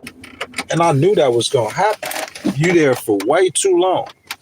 And because you there is for the length of time that you there, you done created so many other issues and so many other problems. And I'm saying the longer you stay, the more pain the American people feel for you fighting Iran. The average American citizen do not care nothing about Iran. When they gonna care about Iran is when Iran is down in Mexico or Canada, or they off the Atlantic or the Pacific coast. That's when they care about Iran. As long as Iran in Asia and ain't no rockets or missiles or bullets or nothing falling in America, the American people don't care about Iran. Smiley, good morning. Good morning. If you guys have not liked the video, double tap the screen for your boy Ghostwriter. Subscribe to the channel. Make sure y'all hit that notification bell. It's been about an hour and a half on a beautiful Sunday morning. You know what I'm saying? You guys, if y'all want to donate to the channel, y'all hit that button with the $sign in it. Your donations are much, much, much appreciated. WTF said 7 days would have been better. Even if it ends this month, it won't be as bad. Iran is threatening a lot, which I understand why. If it lingers, those countries will be mad at us for the Iran strikes. And WTF not only be mad at us, a lot of those governors, you know how President Trump go around boasting $18 trillion in investments. I was going to do a story. A lot of those nations, they saying that they ain't thinking about not even carrying through on those investments with the United States because of this war. Iran, they attacking Gulf nations, their oil infrastructure. You see what I'm saying? Oh, man, the Eagle Statesman. Thank you for that donation, $10 donation. Everybody, please like that donation from the Eagle Statesman. You guys have not liked, if you guys want to donate to the channel, please hit the $sign in it. Please. I'm going to give the Eagle Statesman because I want to make you moderate. Definitely. I appreciate that. That nation, definitely. Guys, listen, this is what I'm saying. I'm saying that what WTF said was definitely right. If we would have went in for 7 days, it would be better. WTF says the end of the month. This is why I said 3 weeks would be, so 3 weeks, so that would be next Sunday, 15 days. Let's see. Let me look and see real quick. Okay, so today's the 15th. So, man, the end of the month, that means you need 2 more weeks. He's got to go to the end of the month if he's going to take the straight. He has to. Right now, where he's at, he has to take that. That's my whole point. WTF, right now, where he's at, he has to take the straight. So once you go take the straight, Iran's going to retaliate. You pretty much taking their power in this war. The reason why some people say Iran is winning, because Iran is controlling the strait. So it's like President Trump really, the military, if the military objective is to make Iran contain them within their own borders, you know what I'm saying, not let them be a regional power anymore. If they're able to control the strait, then they're still a regional power. I don't see if they'll ever not be able to control the strait, because the strait is right there on top of their, or on the bottom of their country. But I'm saying it's just a touchy situation, a tricky situation. I believe WTF, you spend them 2 weeks in there trying to take the strait. I think the gas price is going to start. So when he go in and actually try to take the strait, unless it's just a seamless process, which I don't see that happening, I think gas price is going to skyrocket. We ain't seen the worst of it yet. That's when the worst of it's going to start coming. And I think that's going to, same thing on how to the stock market. The gas prices have been elevated for a period of time, to where I think at this time, you looking at within 2 weeks, you're going to start feeling it in other places. Grocery store, you start feeling those higher gas prices, petroleum prices in other places. That's what I'm trying to tell you. That's why if you stay within a week, or if you had to make it go for 3 weeks, but I'm saying you go over that month time. Originally, I think President Trump said 5 to 6 weeks. You welcome Eagle States. President Trump said 5 to 6 weeks, but I'm saying if you go over that time, that's all that's about. Staying within that time limit, or that time, that's what that's about. It's no hate on President Trump. That's what I'm saying. A man's innate desire to kill, that predates President Trump. You see what I'm saying? From the moment when God first created a man, he first created a man. Man has wanted to kill. So within some men is that desire to kill.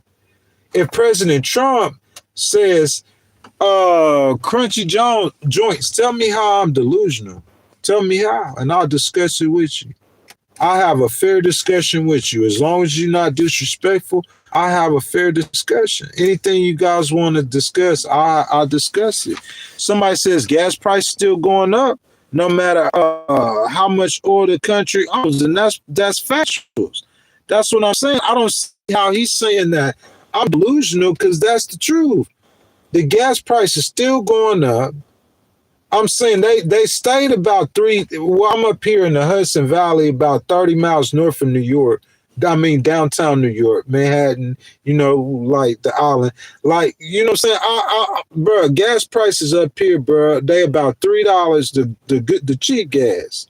About $3.47.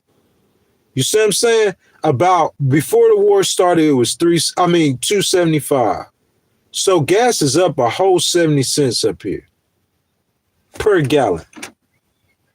And I'm saying, if you get diesel and you needing 60 gallons of gas to fill up, and you paying 70 cents per gallon. That's what I'm trying to tell you. Like, I'm trying to see how I'm not. Green Gordon says Trump wants the oil prices high because his oil industry sponsors. And listen, y'all think about, especially us going over there and getting that oil in Venezuela. And you see what I'm saying? Yeah, Green Gordon. It's more to it than meets the eye, man. They trying to say I'm delusional. Somebody saying, one of the MAGA Trump people saying I'm delusional, bro. You don't understand what's going on. You really don't understand what's going on behind that curtain, behind that veil. I hear a million people say there's a million reasons we fought that war besides the reason why I think that it was okay to do them 7 days to free the Iranian people. Excuse me, to free the Iranian people. That's why, the only reason why I thought it was okay to do those 7 days in Iran. If you're going to free the people, then yeah, go ahead and run it. That's what I'm saying.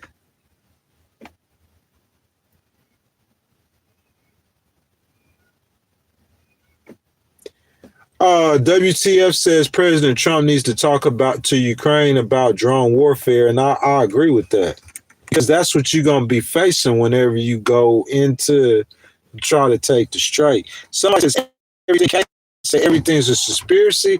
Conspiracy? No, I don't think everything's a conspiracy. What am I saying that's a conspiracy right now? I'm confused. What's a conspiracy? You think because what Green Gordon said that you believe everything the government tells you. You believe everything the government tells you is factual. Like the government doesn't lie. Everybody else in the world lies but the government. So if you question anything the government says, it's a conspiracy. Come on, dude. You living in a fantasy world, in a fantasy land.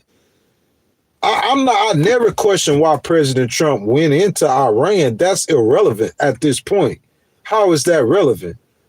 It might be relevant to Congress. It might be relevant to the Democrats for their impeachment hearings that's coming when they take over Congress. It might be relevant to them. To me, it's irrelevant why he went into Iran. Not at this point. The only thing relevance to me I have is getting out of Iran. That's the only relevance I see in this situation. The reason why he went is irrelevant. Now, if you ask me, I told you, just like I said to WTF, yeah, 7 days, yeah, I agree with that. A week. I said from the very beginning, no boots on the ground and no prolonged conflict. We getting boots on the ground and it's going longer and longer like a prolonged conflict. Somebody said, who told me the Iranian people are not free? They are free.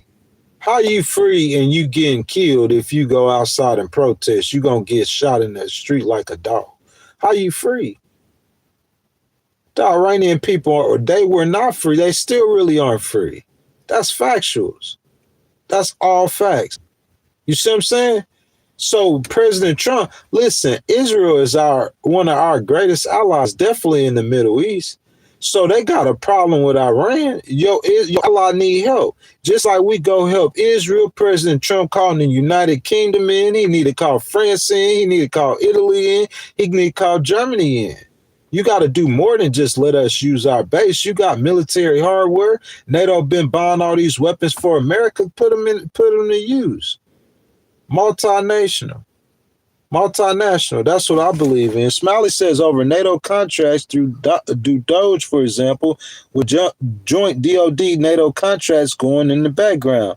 Craftman says the troops are going on the island. They're not going into Iran. I understand they're going into. Oh, you mean so? But I'm saying they still fighting to free the strait, though. They're going to the island, but they still going to be fighting to free the strait. That's what I'm saying. If you look at that map where the island is and where the actual Strait of Hormuz is, I believe that's miles. There's some distance between where they're going. So I don't see how those troops don't go. They're probably going to be on the coastline. You know what I'm saying? You're talking about Marines. You're talking about Navy SEALs. They come out the water. I don't see how they ain't going to be in the strait some kind of way. If Iran laid mines in that strait, how you going to get them mines out that strait? You're going to have to dive into that water to get the mines. That's going to be a complex operation, a dangerous, complex operation. Definitely. 10,000%. Dangerous, complex operation. But hey, you know, it's like once you go into that operation, y'all, then there's going to be, it's a potential, because if Iran retaliates or something goes wrong in that operation, it's a potential that you will have to have another operation that we go into. That's how you get drug into the war. They need 500,000, not 5,000. You need 1 million. If you're going to go into the nation, I don't think they're going into the nation. They're just there to free the Strait of Hormuz. They're not going into Iran. If you're going into Iran, you're going to need 1 million. And I don't think it's going to be enough. Iran going to be worse than Afghanistan. The Alexander the Great's the only, his army is the only one. And he didn't go in Iran to occupy. He didn't do that. He just went from village to village to village. He just blitzkrieging through the country. I'm telling y'all, that's the best way to fight a war. You got artificial weapons. You see what I'm saying? You got weapons, autonomous weapons. They could kill on their own. They don't need no human to kill. That's the best way to fight that war. With those autonomous weapons. Quick, fast, in and out. Less casualties as possible. Those drones are so cheap. Less money as possible. The days of those $2 million missiles and we got people over here starving and you spending billions on war and all these Americans dying, bro. Come on, them days is over. I'm trying to keep America. So with the people, a politician is not going to be able to send any troops anywhere. If they even get a sniff, the voter even get a sniff pre-election that you could possibly send a troop into conflict. You gonna lose there. Your party, the Republican Party, might pay for this. You see what happened with George Bush. If you stay in there for a while, they gonna pay for this. You won one popular vote in 2024. That was the first popular vote you won since you elected George Bush the second time. The last time the Republicans voted for they had a president who had a war in the Middle East was George Bush. He won that second popular vote. That first one against Al Gore, y'all remember it went to court. The first time George Bush and Al Gore, it went to court. So, you know, the Republicans been winning shaky elections for a minute. President Trump trying to put that on the Democrats like they cheating. But the second election George Bush ran, he won free and clear, popular vote. He won it, okay? After that election, you get two Obamas. You get Donald Trump, a Joe Biden. Hold up. You get two Obamas. You get a Hillary Clinton. Hillary Clinton won that popular vote. You get a Joe Biden. That's four presidents. Democrats won popular vote before President Trump won in 2024. And in 2024, President Trump, 4 out of 5, that's 80%. President Trump won in 2024 in part because of that war. A lot of Democrats weren't enthusiastic about Joe Biden for other reasons, but to include that Israeli conflict with the Palestinians, you know, there's a lot of the Muslims in Dearborn, and we covered this. They voted for President Trump. They switched sides. You know what I'm saying? They were mad at Joe Biden over that war in Israel. But President Trump in 2024, and I play audio for you 2 times that said that he said he wasn't going to start no wars. No wars under my administration. That was his first term Trump bragging. First term Trump, no wars, low gas prices, low food prices. Even though he wasn't adding a bunch of jobs, there were still jobs. You could go get a job. You see what I'm saying? Record stock market. That's first term Trump before COVID virus. Second term Trump, you got starting to bring gas prices down. They still high. Food prices ain't come down. You got affordability crisis. You got a crisis with ICE. You got a war. I'm saying, man, come on. What you think gonna happen in the midterms? We was trying to save President Trump from this. President Trump, Ghost was trying to save you from this. You could satisfy the wishes of the CIA and the intelligence agencies and the militaries and all the war hawks. You could satisfy their wishes without getting dragged into a prolonged conflict. Because 6 weeks is too long, man. That might damage you too long. I'm telling you, every week we involved in the war, a Republican is losing a seat or about to lose a seat. Every week. You in that war for 6 weeks, that's 6 Republican seats you probably gonna lose. At least 3. That's what I'm saying, bro. The people, the voters, if you constantly polling the people, the more people, that first week, everybody in America probably hadn't even heard we had a conflict with Iran. Within 7 days, everybody in America, you talking about 350 million people, but a lot of people don't care about this. This ain't like this something that is breaking news for us political people, but a lot of people don't care. They don't care nothing about Iran. They don't care nothing about us fighting Iran. They don't care about none of that kind of stuff. But they do now once they see them gas prices. I bet you everybody in America now, They know about them gas prices. You see what I'm saying? The cost of food and goods start going up in the store, they gonna know then. That's what I'm saying, man. Let me catch some of these comments, y'all. Because this is a member stream. This for you guys.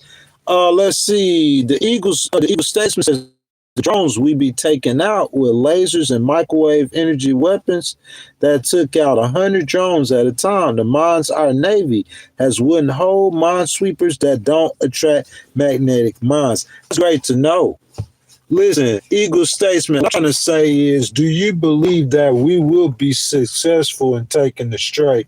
Listen, as a veteran, and from me being biased to the military, and me wanting, listen, I want America to win. This ain't got nothing to do with President Trump. We in this now. So that red, white, and blue, whether or not you like this or not, us winning this conflict, that's why I said I was all for defunding ICE or defunding Homeland Security until they get on board with what we need to do, what we trying to do with them body cameras with ICE. But I'm saying the rest of Homeland Security, this ain't the time to play politics. We need Homeland Security. Them agents need to be paid. What they doing with ICE, I still ain't going to get into it because I feel like Renee Good and Ellis Peretti, their deaths haven't been avenged. So as much as Hakeem Jeffries and Senator Schumer want to do with ICE, let them beat them to sleep. But I'm saying the rest of Homeland Security, man, it's important that they, at this time, that we come together to protect the homeland, man. That's important. That's real important. You see what I'm saying? So we talking about it this morning, y'all. We've been streaming 1 hour and 45 minutes. If y'all have not liked the video, make sure y'all double tap the screen, subscribe to the channel, hit that notification bell. Also, guys, if you are not a member of this channel, you see what I'm saying, you will not be able to view this content after we finish the live stream. This content will be for members only, guys. Channel memberships are $2.99, guys. I came on a Sunday. You know what I'm saying? I need that members only content. WTF has added so many channel members. We up to 30 channel members on the channel right now, guys. So $2.99. Also, guys, if y'all have a channel membership, guys, and y'all want next month, y'all could renew that channel membership. The love is appreciated. I got to get y'all members content. So I said I was going to come on here and do a whole live stream, try to have like a Christian tint to it because it's Sunday, you know what I'm saying, and use it for members content, definitely. Let's see. The Eagles Statesman says we need them. We are under attack. We have sales in America. Yes, I agree 1,000%. Homeland Security is the biggest agency. President Bush, they formed that agency to protect America during these times. We need Homeland Security. Every asset America has, we need to come together. Like President Trump, we need to come together and convince him to get out of this war as soon as possible.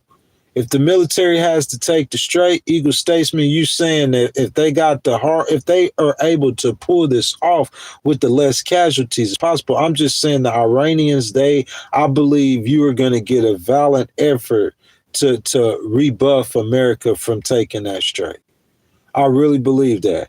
I believe the Iranians, for them to kill an American or for them to kill a warship, it has to be their goals and it has to be their objectives to at least kill one American or to take out at least one American battleship for them taking the strait. Because I really believe if the American military make that an objective, their singularity objective, any singularity objective that the U.S. military sets, I think they're going to achieve it. I don't think there's no force on this entire earth that can stop the U.S. military from achieving any singular objective that they set their minds to. So if they say they want to take the strait, I believe they're going to take the strait. But the question is, at what cost? How much blood? How much money? How much resources? That's the question. That's the question. That's what makes it, is it worth it? I think if America wanted to get Putin, I think America could get Putin. I don't think Russia's that strong. Real talk. I don't think you might not could drop in to Moscow and and grab Putin, but I think there's certain ways that you can do that. You see what I'm saying? Will the Russian people retaliate with nuclear weapons? Who knows? That's the risk you would take. I'm just saying I'm not advocating for that. You know what I'm saying? You know, President Trump snatching the bad guys. He acting like Putin his homeboys. He been to snatch Putin. I'm not advocating for that. I'm just saying any objective the U.S. military sets there, I believe they can achieve it. You know what I'm saying? It's just at what cost? You go try to snatch Putin, you might lose 2,000-3,000 Marines. You see what I'm saying? Or you might lose 200, or you might lose 2. Who knows? At what cost? That's the risk. That's the gamble. The military, the intelligence people and the military, they have the answers to these type of questions. But President Trump got to make the decision. He got to pull the trigger. And I'm saying he going to be held accountable politically. Actually, he's not on the ballot, but he is on the ballot. But his Republicans are going to be held accountable politically for his decisions. And that's factuals. Let's see. Smile said, at the Russian leader before Putin, military tired, Russian. Yeah, that's true. Been tired of that Russian. Listen, in my opinion, the Russians is more of a problem than Iran is, because Iran has felt covered because of Russia. We have attacked Iran if Vladimir wasn't fighting Ukraine. Question. Would we have attacked Iran? Would Israel have attacked Iran if Vladimir wasn't fighting Ukraine? This is what I heard. I heard in a matter of weeks that there's a chance. This ain't no conspiracy. This is what I heard. And I'm not going to tell you where I got this from. But there's a chance that the Russians could just send jets to the Iranian airspace and put the American and the Israeli military in a situation to where they're probably not going to want to shoot down a Russian jet. And Russia could deploy that strategy to attempt to get the Americans and the Israelis to stop bombing Iran. That's what I heard. That ain't no conspiracy theory. It might be inaccurate. That's why I'm telling you I heard it, and I'm not playing audio or giving you a source for it. But I'm saying it's just war takes a mind of its own. It becomes like its own entity, its own moving object with its own moving parts. That's what I'm saying. So I'm saying you taking the gamble and the risk, and you know what you get yourself into, or you got us into, and now we all in the middle of this. And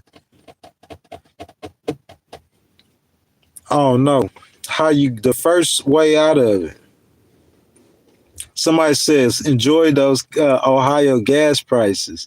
If you want my time at this point, you got to purchase it. Peace out, zero salute, and heading over your gravestone. That's what Captain Ridiculous says. Craftsman says, this has got a lot, let's see, to do with BRICS countries. Yeah, I agree with that.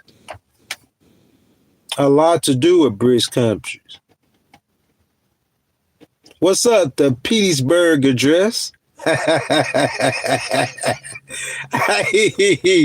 Hey, this does have a lot to do. I agree with BRICS. 10,000%.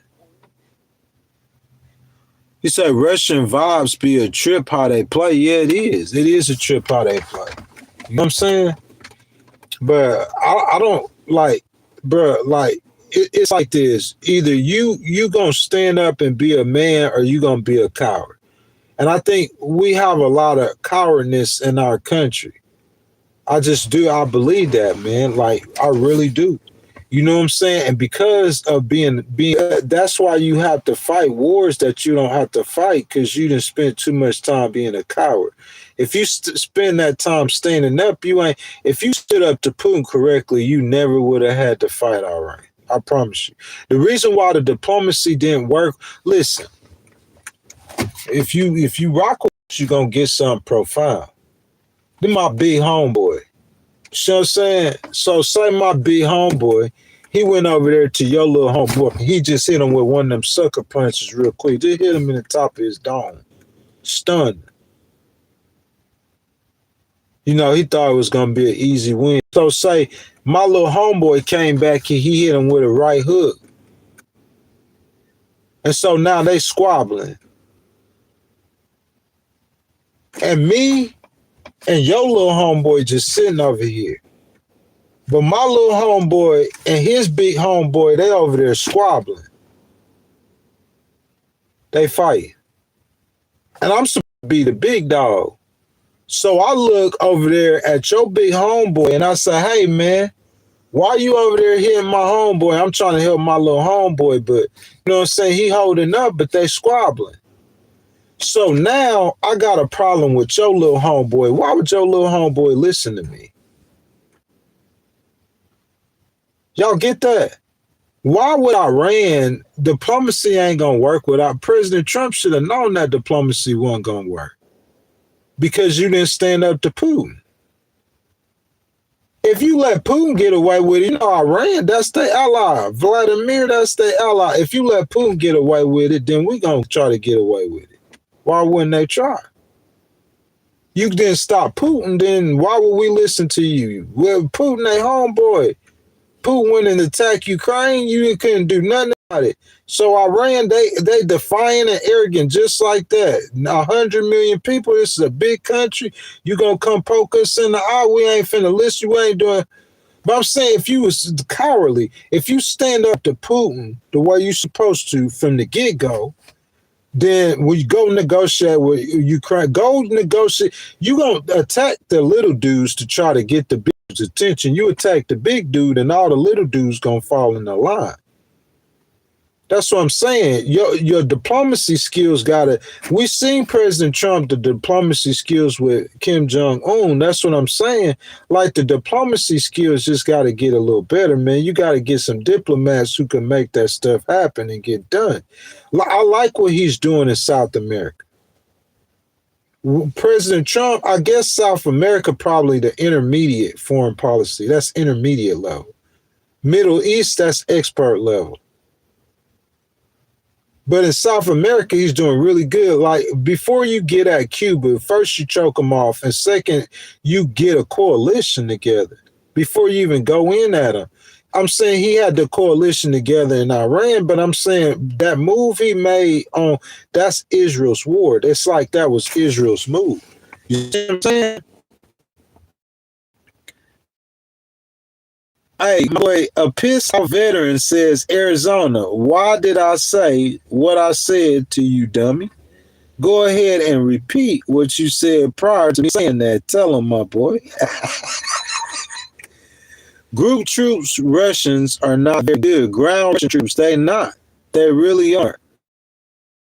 The Eagle Statesman says, look how China and Russia radar and air missiles we overcame in Venezuela and Iran. The Eagle Statesman, I said, I believe America in a head-to-head conflict with China, there's no reason for me not to put my money on the U.S. military.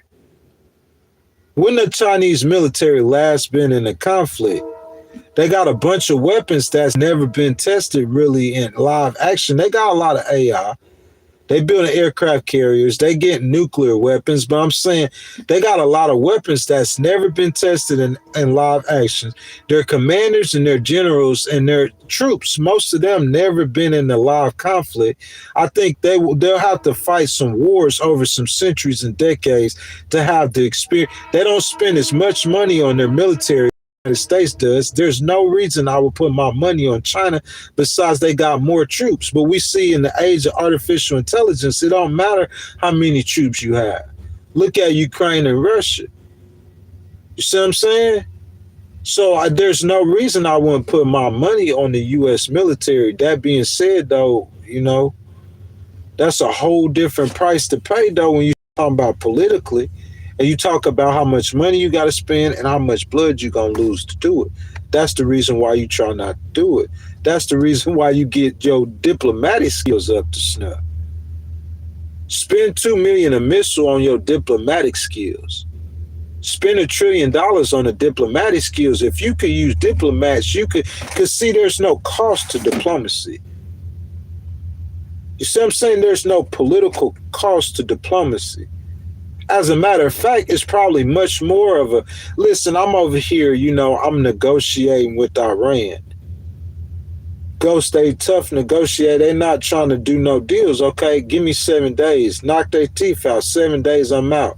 You know what I'm saying? They pouting, licking their wounds. They ain't trying to negotiate. I'll give them, about a few $100 billion to fix their country up, their infrastructure. That'll have their economy booming. If I was America, I wouldn't go you can't nation build over there anyway. Unless you're going to put ground troops and you're going to get in the Iraq war, like you're going to do an Iraq war. If you ain't going to do an Iraq war, then I'm saying that regime probably going to end up staying in power. You just got to be able to negotiate with them. You can move them from that spot. You see what I'm saying? Without continually fighting. You give them a few $100 billion, you know what I'm saying? You done knocked out their ability. They're not going to spend it on weapons. Or you let them make the money off their oil or whatever. You see what I'm saying? President Trump, you destroy their oil, you just going to have to rebuild it and repay it. It's just you costing yourself money.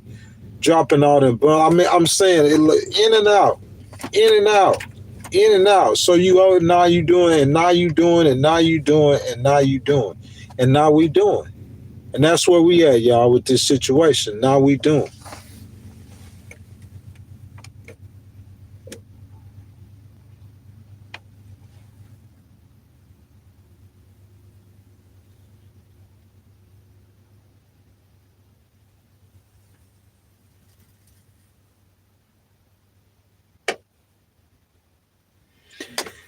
Man, 60 days, man. Golly, that's a while, though, man. It's a lot of damage can happen in them 60 days, though. A lot of damage.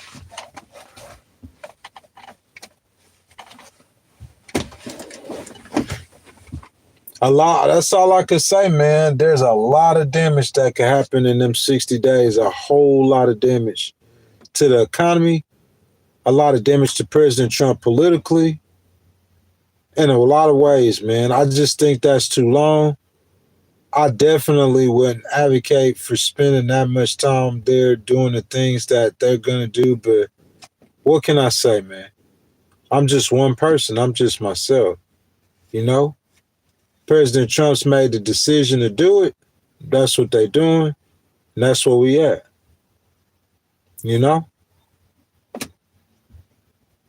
We just don't have to see how the outcome. I just hate to be in a situation where I'm like, I told you so.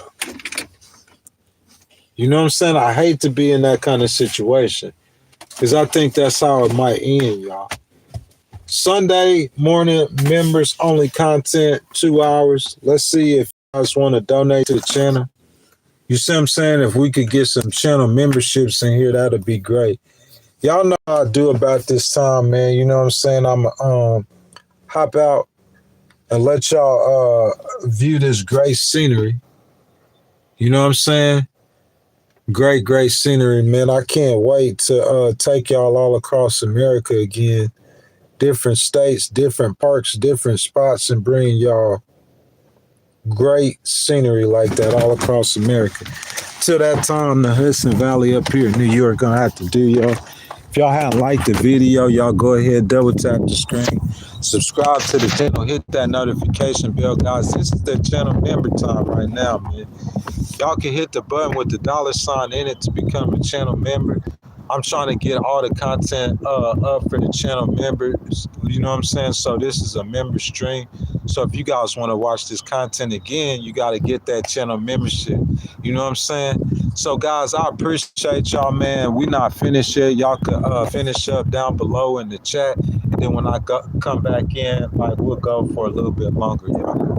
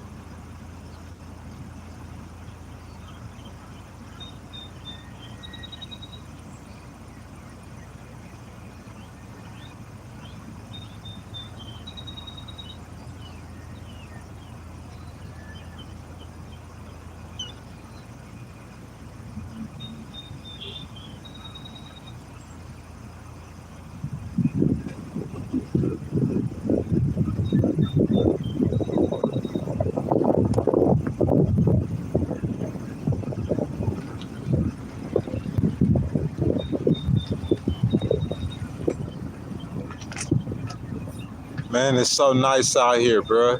Especially like, man, as it gets warmer. You know what I'm saying? I just experienced this area mainly like while it was cold in the wintertime. You know what I'm saying?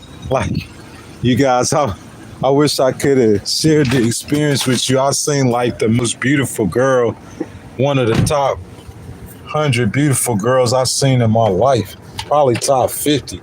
Like just a second ago while I was on stream, which for real, she walked like right by the car, guy. You know what I'm saying? You know, like I really ain't into females, but you know what I'm saying? If I'm gonna give me a little friend or like or like waste the time talking to a girl, you know what I'm saying? So a female like that, I definitely will. Like, I mean, it's, I don't know, I just had to, I have to, you know what I'm saying, like conversate with such a gorgeous creature that God created. But I was on the live stream with y'all. I mean, she walking right by me, like, golly, guys.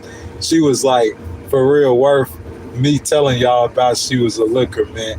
I want to say WTF, man. Excuse me.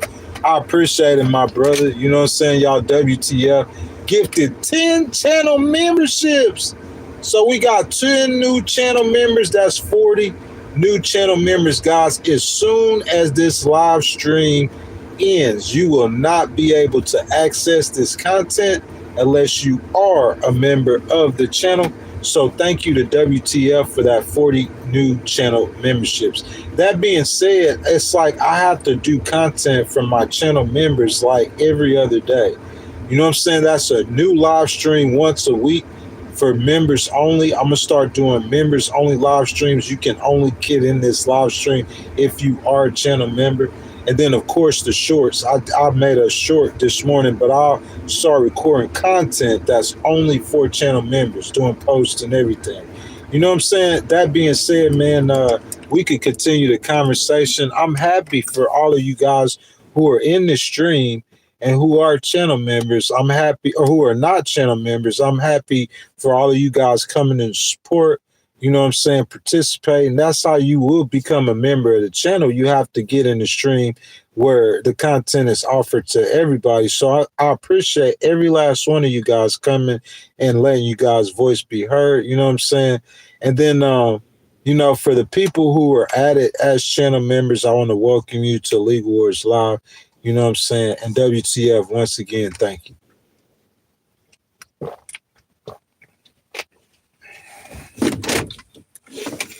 Yeah, I think it's the best way to donate too. You know what I'm saying? Because that's what we're looking for. That's what we need to make that channel grow, is that memberships. You know what I'm saying? The memberships are, you know, monthly. You don't have to pay for them monthly, but like that's what the goal is, to get people to become a monthly member of the channel. I'm saying if you got, you know, 10,000 channel members, you know, and they paying $2.99 a month.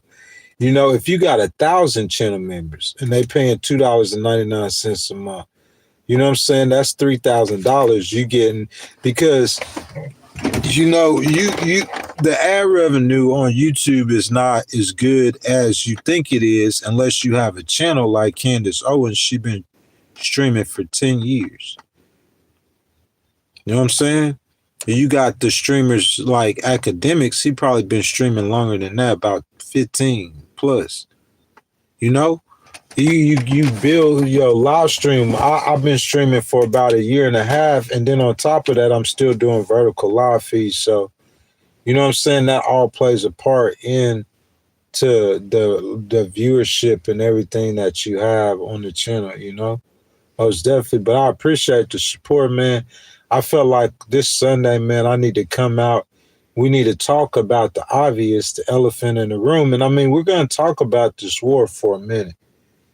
You know what I'm saying? We'll get new people in the stream who want to come talk political, want to talk about the war. Then you have some people, man, like, you know, the older people or people like some of the original channel members or original people who donated support to the channel, you know, they'll just pop in, like, you know, at certain times, like Angelo, you know, he might not come used to come every day. But I understand over a period of time, you know what I'm saying? You guys, like, you know, y'all watch other content, or y'all might get, you know what I'm saying, bored of talking about the same thing sometimes, or even politics. I get like that, you know.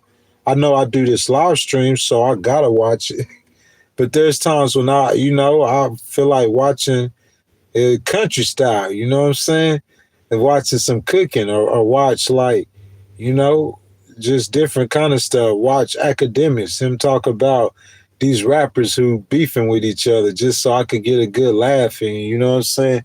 Like, just watch different stuff. Charleston White, you know what I'm saying? You know what I'm saying? Like, just watch different stuff, man, you know?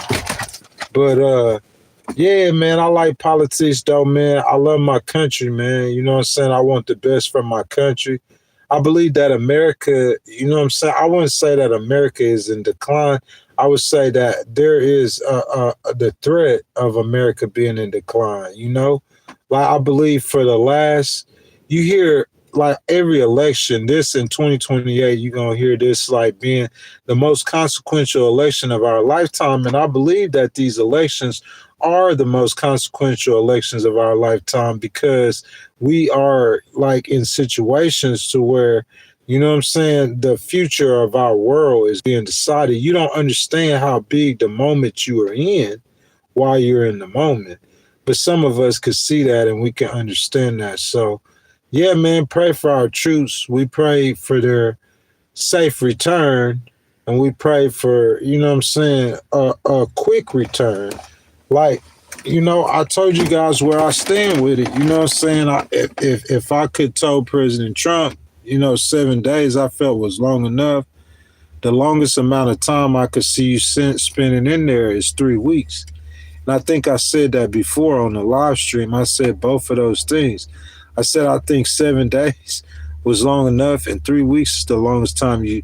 But, you know, with the 5,000 Marines, or however many Marines that's going there, you know, with the military objective and the American focus being that island and that strait, and allowing that oil to flow freely, you know what I'm saying? Because of those reasons, I know that that's at least a 2 or 3 week operation minimum.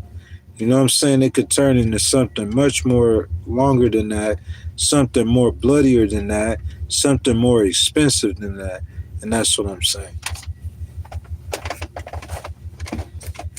For those reasons, like, I'm giving, like, legitimate reasons, like, for those reasons, that's the reason why I feel the way I feel. It's not because I'm a Democrat. It's not because I don't like President Trump. It's not because I'm a never Trumper. It's not because I don't voted against President Trump. I never voted against him. I never voted for him. You see what I'm saying? It's like I almost don't have a dog in the fight. Like, I mean, I supported VP Harris 10,000%. I mean, you could just look at the content. I am trying to delete it. That's how I started this channel. I'm standing 10 on that decision. You see what I'm saying? Standing 10 on that decision, because we still got 3 years, guys, to see how this turns out. And if it don't turn out that good, I'm saying all y'all who voted for President Trump, even though he won, then y'all remember them bumper stickers? I voted for Bill Clinton, or I voted for Bob Dole. You see what I'm saying?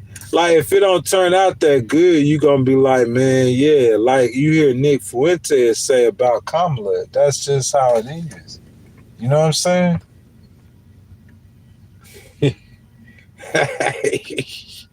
Hey, that's just how it is, man. You know? But I mean, I don't know. I ain't got nothing. I like President Trump as a human being, man. I really do. I really think he probably a cool dude, man. Like, especially, you know what I'm saying? Like, as he got older, you know, he kind of old now. But I'm saying, like, as he got older, you know what I'm saying? I ain't got nothing against him, man. A lot of people say he was racist. You know what I'm saying? Like, you know, I was very scathing and chastised him on that Obama situation with them monkeys. I still don't like that. I still talk about him about that. You know what I'm saying? But I defended him when people said he was racist. You know what I'm saying? I really never like got on him about no Epstein list. You know what I'm saying? There was accusations, but there was never really any hard down proof in decades, you know what I'm saying, to hold him to being a pedophile or a child molester. You know what I'm saying? I just think that he was just sleeping with females. You know what I'm saying? They might have been college age females. That's what I think he was doing. I think Epstein was the creep. I think Prince Andrew was a creep, and I think there was other creeps, and I think they would catch him. But you know what I'm saying? I just be real, man. I never really, you know what I'm saying, thought that, you know what I'm saying, he was a bad person. I just never thought that, you know, but, you know, it's nothing that I have like against him personally. You know what I'm saying? It's just what I feel and how I feel that he's governing and what I feel he's doing. I feel like that him fighting that war and him making some of the moves that he's making, I feel like that is very dangerous and costly to America. Those who saying that there's problems in the world that needs to be fixed and he fixing those problems, I can't completely disagree with that. That's just where I'm at. I'm an independent. I'm not a Democrat. But yet still, like the execution, it's always the execution. It's not that he got the wrong plan or he got the wrong idea. It's just the way that they go about carrying it out. You know what I'm saying? Is what I disagree with. I disagree with him on the first time he attacked Iran. And you know what I'm saying? I can admit that I was wrong. He was right the first time I attacked Iran. I disagreed on him on the first time Venezuela, I don't think I got a chance to disagree with him on Venezuela because he just went in and snatched Maduro. You know what I'm saying? But other than that, man, like, yeah, that's just where I stand with it. Real talk. That's just being all the way 1,000 with you. Somebody said have a happy birthday. It's not my birthday. You know what I'm saying? It might be yours, though. But it's not mine, though, homeboy. My birthday, April the 8th. I don't live in fantasy land. I told y'all 1,000 times, bro. I live in reality.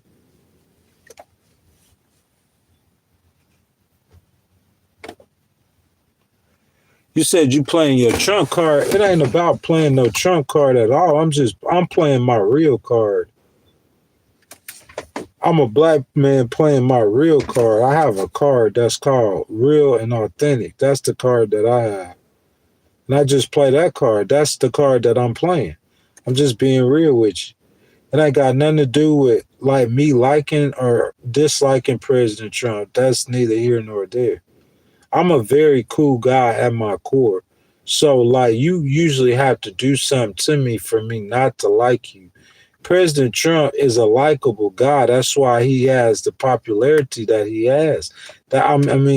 He's not extremely popular like somebody like Obama, but amongst the people who do like him, look at how many followers he has. He's probably one of the most famous people in the world. And that's just facts. I mean, he was famous before he was president, not like he is now.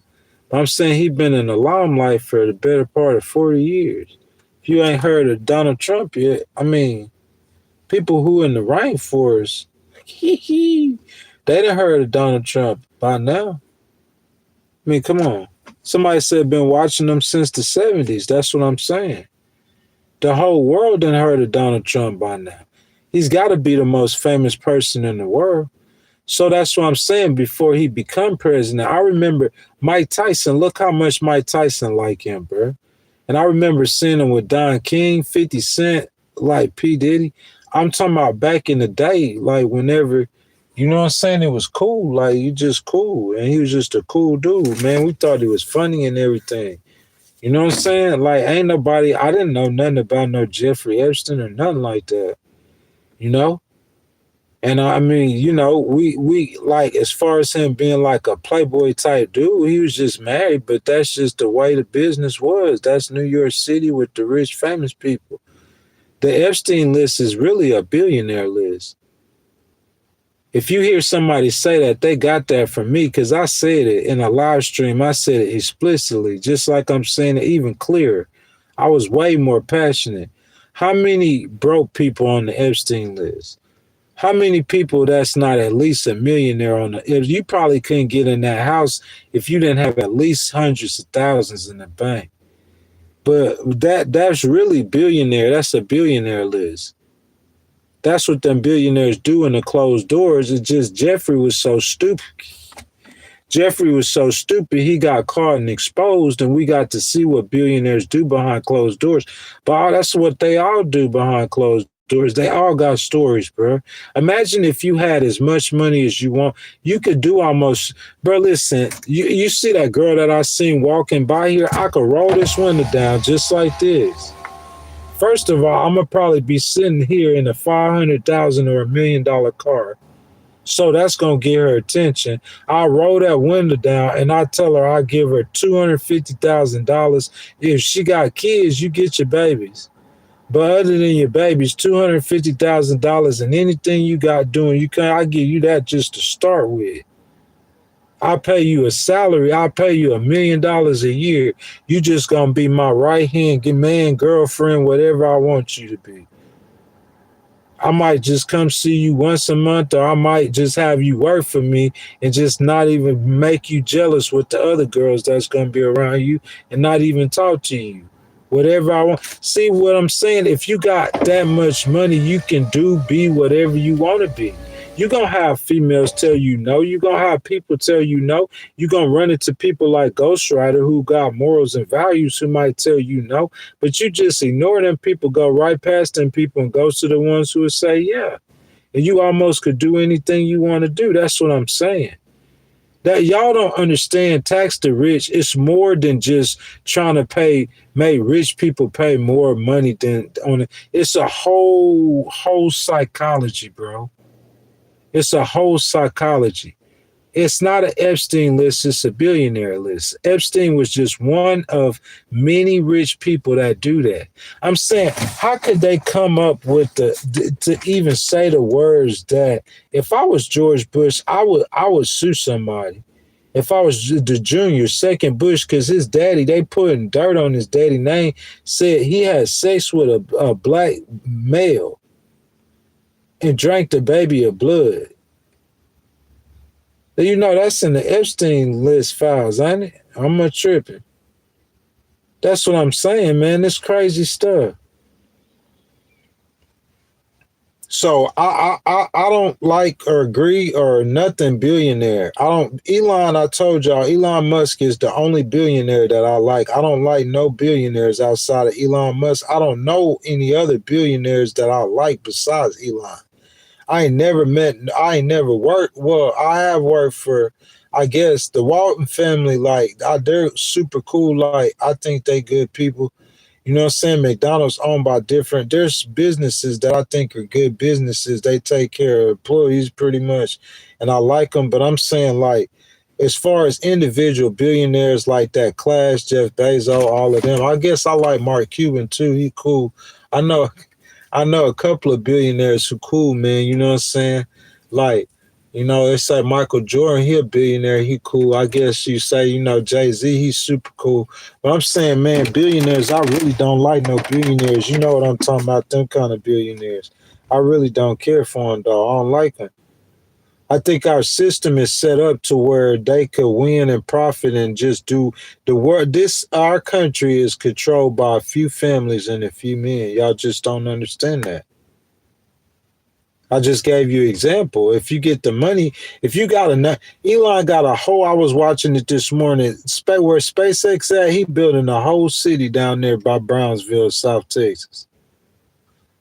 Elon go into Brownsville, he can make Brownsville be like Austin. He dumping $10 million here, he give him $10 million here, he keep on doing that. Why? What's his way? About 10 years. You talking about you go to Brownsville and anybody get a $75,000, $80,000 job jumping off.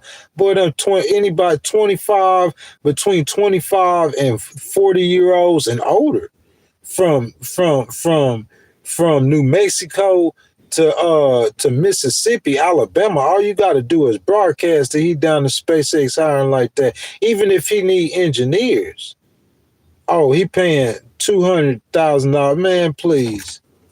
You going building a whole city down there. When you got money, that's what you do. That's billionaires. It's just he using his money, in my opinion, for a good purpose. But I'm saying, like, you know, people corrupt. That money corrupts. I do not believe. I believe in taxing billionaires and making billionaires pay money, and it's more, in my opinion, just about them paying their fair share. You see what I'm saying?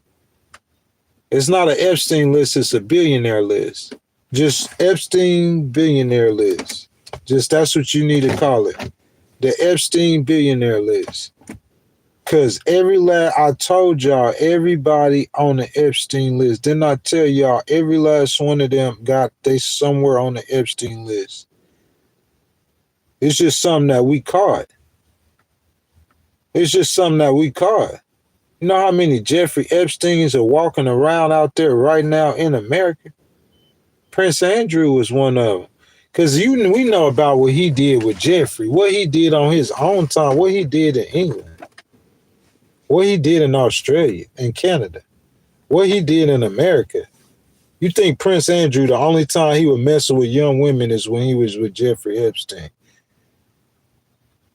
Ghosts could see more than a lot of people. Everybody on all them kind of, once you become a billionaire, you're going to get an Epstein list.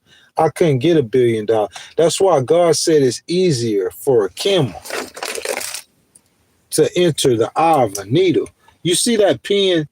That pen, that's kind of fat. That's about as fat about 2 needles, 3 needles maybe. God said it's easier for a camel. A camel, you know how big a camel?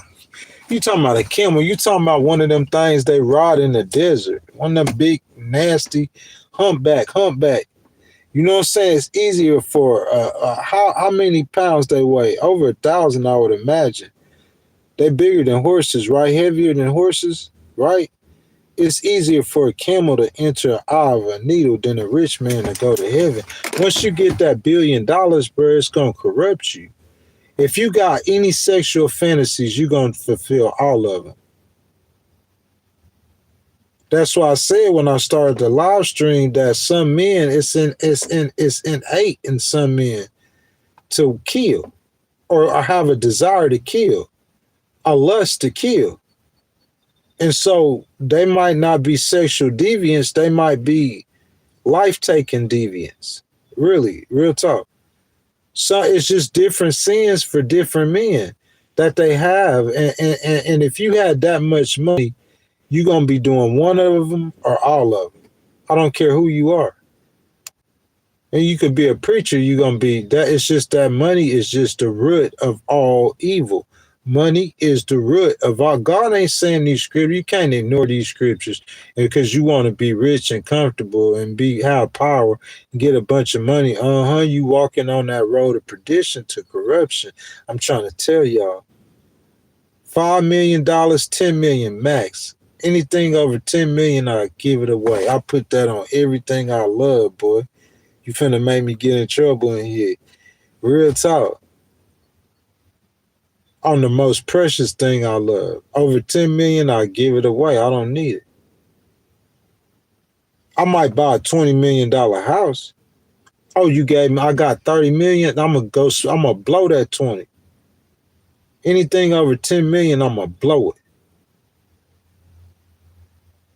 Oh, I got 45 million. Well, oops, I'm over 10. I got to go spend 35. So while I'm buying $500,000 cars, I'm going to buy every person in Peekskill of $50,000, $25,000.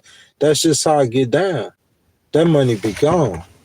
People know me, know I ain't lying. I ain't going to keep nothing but 10 million. That money corrupt you, boy. It ain't no good for you. But I wouldn't want to. You know what I'm saying? You say we gonna make a law that ain't nobody could be worth more than 10 million. I mean, listen, if nobody in this world could be worth more than $10 million, we would not have one homeless person in this world.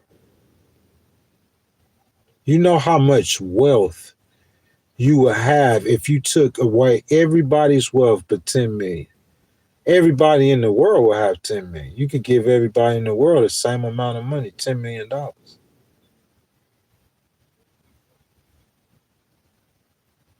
Some of those men, Elon, if you did that in the end of that game, Elon gonna end up with $1 trillion again. And the broke people gonna end up broke again. Cause that's just the order. Like, I understand things that other people don't understand. But I'm saying, if you did that, you don't understand. Nobody trying to take his wealth. He ain't gotta be me. He ain't no Christian. He don't see and understand the things I do. If I was in my 20s and I started getting millions, I would have never stopped. I'd be just like them. But at 45, if I start getting millions, I understand money, and I understand that money corrupts. I understand what it does. So that would stop me from a pursuit of money hard like that. You don't need more than 10 million. That's too much money.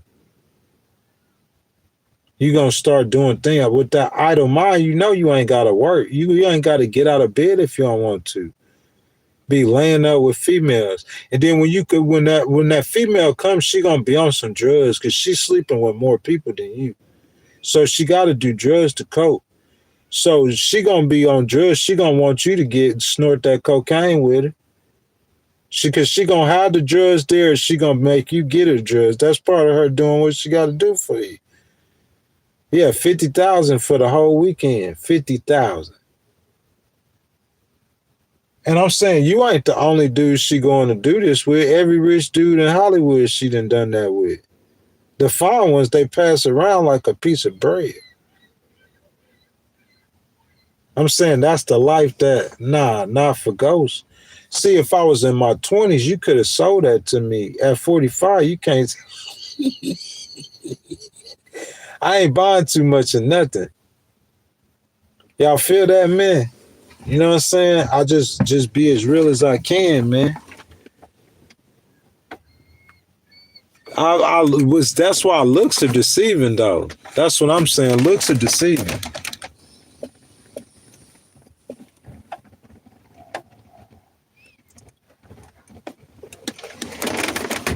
How about I look like I got 4 cases in court right now, 4 different states: Mississippi, Connecticut, Illinois, and New York. 3 of them in federal court. Do I look like that? How about I look like I want to appeal in the U.S. Court of Appeals? Do I look like that? How about I look like I filed 28 cases as a freelance paralegal in less than 4 years in my career? And I took 14 months where I didn't file a case.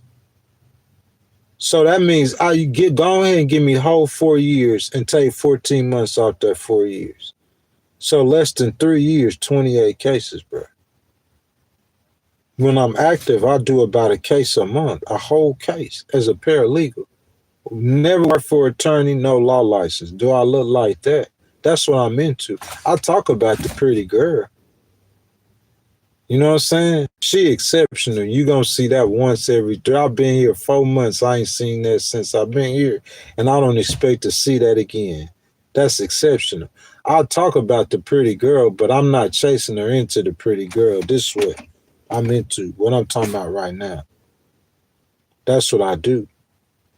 I sue people. I enforce the law. That's what I need to look like. I need to look like I sue you. That's no disrespect. That's with all due respect. Ask anybody who know me. That's what I need to look like, because that's what I do. I sue people. Yeah, bro, I can't say what I do with $1 million at 45, though, my brother. That's what I'm saying. At 45, I can't say what I do with $1 million. I might couldn't have told you at 20, but at 45, I believe I can. You know what I'm saying? I'm not saying what I do with exactly everything I do with $1 million. I'm just saying over 10 million, I don't need over $10 million. I understand that money corrupts. Listen, in this day and age, if you had 10 million, you probably would never have to work again in your life. That's all I need. To live comfortable. You want to live comfortable, drive the car that you want to drive, live in the house you want to live in, go to places you want to go, eat the food you want to eat. That's it. All you need is 10 million. That's all I need. Then that's all I need. Whatever the number is to live comfortable, that's all I need.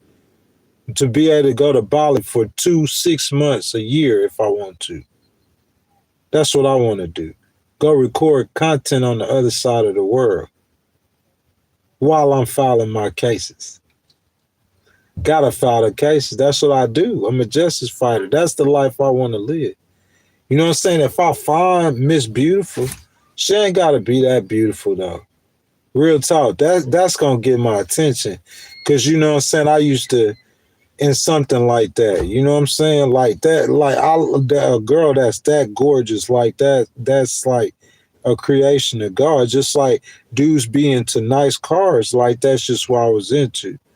But I'm saying like that'll get my attention. But you talking about like me getting married, I ain't gotta marry nothing that beautiful. That's a problem. Cause every dude that see her gonna want her. You see what I'm saying? And I understand that. And just give her a little attention. But I'm saying I ain't gotta marry no girl that beautiful. But that's all I need, man. I ain't trying to, I don't need too much. You know what I'm saying? Like I'm humble, man. Like that's how I'm gonna remain. I'm gonna live humble. I don't care what I got in my life accomplished or achieve. I'm gonna remain humble. I don't need more than $10 million. I ain't gonna say what I do with $1 million, but I don't need $10 million. So that's what I should look like. He said I look like I still in chair. I'm fit to steal chair off somebody's porch. So I'm trying to tell him what I need to look like. He's saying that's what I look like, but I'm telling you what I need to look like. He said I ain't talking about Jasmine no more, but loyalty is still the loyalty. I'm still loyal to baby girl. Straight up, win, lose, or draw. That's how you know I'm real. Like I put my neck out there. Listen, I knew there's an opportunity to lose my neck. Because I know the Texas Democrats want Rico to win. And I know that the establishment in D.C. and they turn on Jasmine. She go put her neck out there and she, you know what I'm saying, go hard at President Trump to the point where she getting death threats. You see what I'm saying? And I'm saying, like, it's time for her to get paid for all she done for the Texas Democrats, for the National Democratic Party. And they talking about she can't win, and they want the white boy. So I know she need a bunch of black voters to win, but I knew it's a 50-50 probability, but that's why I made them other predictions to show y'all I know what I'm talking about. Because those other 3 predictions is way more important than Jasmine, whether or not she won or not. If I'm saying I'm a political strategist, I imagine myself not working for Jasmine Crockett when I come into this game, working for somebody. But I'm saying I'm going to give you those numbers while I support her doing these Jasmine for Crockett episodes, okay? Over 2 million people going to vote in the Democratic primary. Ain't nobody said that because it ain't never happened before. Ghost said it, though. Democrats going to outvote Republicans. Ain't nobody said that because it ain't happened before. Ghost said it. Both candidates, the winner need at least 800,000 votes. Back in 2018, Beto got like 600,000 votes. They both got over 800,000 votes. What are we talking about? That's why I made those predictions. You saying Jasmine gonna win or Jasmine gonna lose, you see what I'm saying? I'm still rocking with baby girl because that's what that is. Like I feel like she a best candidate. She a better. That's just like you trying to bag on me about voting for VP Harris. Like, can you even do that right now? Is that even possible for you to do? Is that even popular to do, to bag on me for voting for VP Harris? I don't even think that's really popular for you to do that right now. That's what I personally think. I don't think it's even popular. But even if it was popular, you know what I'm saying? Like, I was solid in what I believed in. Like, President Trump won. So he the president. I'm independent. If I was a Democrat, I'd be mad, waiting to vote for the midterms, talking about them every live stream, all of that. I don't do that. I talk policy. I talk execution of policy. I don't talk policy. I talk execution of policy. That's another way to put it. Execution of policy, strategy. That's what we talk politics. Y'all don't want to talk law? If I came on here and talked nothing about the law, my legal cases, my legal beefs, YouTube would not recommend or put this in the algorithm for the people or nothing, the AI, the bots, none of that. You see what I'm saying? We wouldn't have people like WTF in here. You know what I'm saying? G.I. Right. Y'all don't know nothing about that G.I. Right. He said, you got a chemo haircut, player. If you say so, man, you don't understand how long my hair is, boy. That's what you're talking. My hair down to here, bruh. So wait till I get it done, bruh.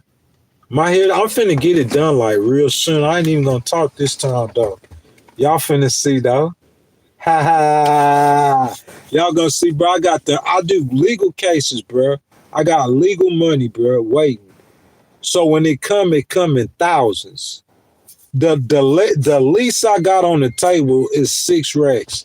I got 4 cases. I got more cases to file. If you want to come give me another one, I'll take another one and I'll roast you, boy. Get straight roasted. I'll play this live stream in the courtroom for the judge. Like all I do is execute the law. That's it. And everything I do is completely legal.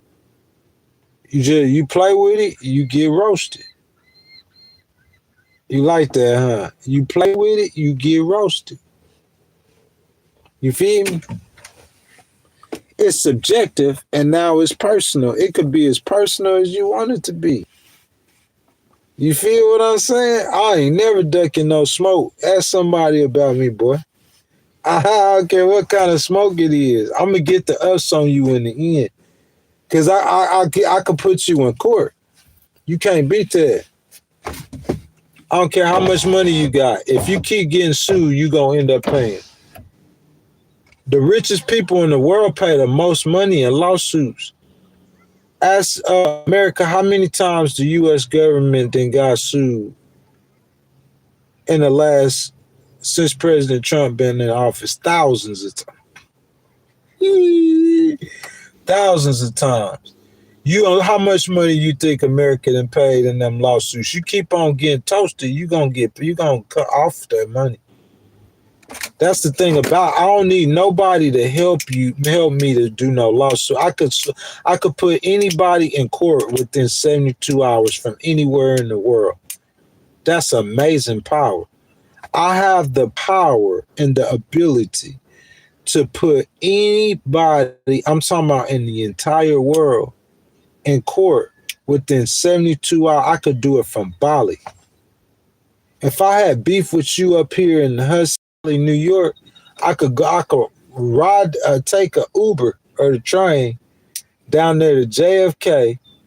I could get on a plane and I could go to Bali, and from Bali I could sue the snot. I could sue you backwards 1,000 times from Bali, bro.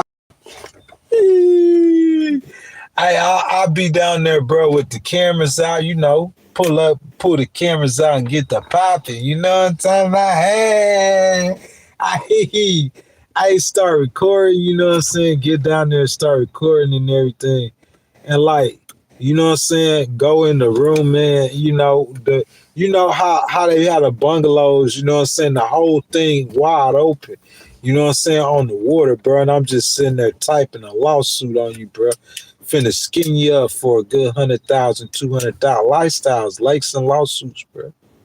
That's what I'm trying to do. You know what I'm saying? I can't say I ain't living it, but you know, I ain't living how I want to be living it. You know what I'm saying? I ain't living in no fairy tale land. You know what I'm saying? I'm out here in Peekskill. You know what I'm saying? You know what I'm saying? Catching straight looks at gorgeous girls. You are one gorgeous girl in 4 months. You know what I'm saying? Like, I mean, I ain't in no fantasy land, but I'm just saying though, man, like, that's just what I wanted to do, man. You know, I'll go, you know, out to Lake Tahoe, man, ride jet skis across Lake Tahoe. You know what I'm saying? Go back to the room and skin somebody up, boy. You feel me? Filing lawsuits on them. Real talk, suing them, boy. You know what I'm saying? Taking everything out their wallet. Everybody speaks from their personal experience, don't they?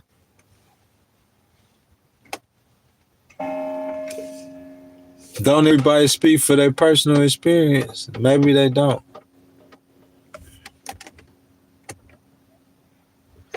Who's the IDS? Who's the IDHS? Yeah, anybody can catch it. I promise you. Smiley, if they broke the law, anybody could catch it at any time. I promise you that. That's 10,000%. Indiana Department of Homeland Security. Let me put my email address down there, man. You gotta email me, man. I definitely will get you resources, bro. Whatever you need. Just send me this email real quick. Just send me this email real quick. Echo chamber. Just send me this email. Echo chamber.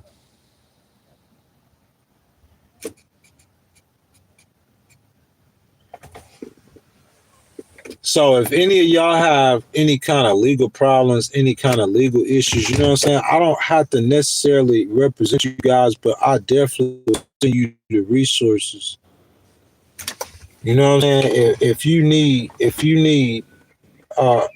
you got how much money you got to pay on legal services, or if you need free legal services and different options for you, I can help you navigate that system for real. I can't give you legal advice, but I'm a document filer, bro. I told you 28 lawsuits. I done sued 3 cities, cleared 3 cities in court. I'm talking about the 4th one. You know what I'm saying? It's got to be what it's got to be. And that's just what it is, man. Like, I'm going to enforce that law. If you break a rule, that's what it's about, is being better. You know what I'm saying? They be trying to, like, look for stuff that I broke that, you know what I'm saying, ain't really no rule, nothing even that register on the Richter scale. They try to find the most littlest insignificant faults in me. You know? I'm being for real though. They do that to all of us probably. They do that to y'all too. The ones who blaming and accusing you are the ones who the worst ones. That's why they running around accusing you of stuff. Because they guilty kind of people. They got those kind of mind. Like they always think it's something wrong or somebody doing wrong. The Bible say the devil is accuser of the brother. Going around always accusing people of stuff.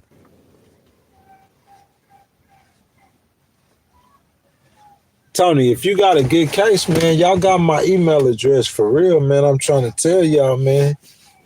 I'll be sending them. I'm talking about taking gasoline and just pouring that gasoline on it. I'm gonna sue you. I got a business, man. You see what I'm saying? Where I put that? I want y'all to check this out. I hope I could get this up there for y'all in the live stream. Man, I'm just chilling, man. It's a Sunday, man. I thought I'd come on here and go live with y'all, see what's good, what's popping, what's crack-a-lacking. See what's crack-a-lacking with you guys. You know, I really don't never stream on those Sundays, so I was like, yeah, man. Let's see.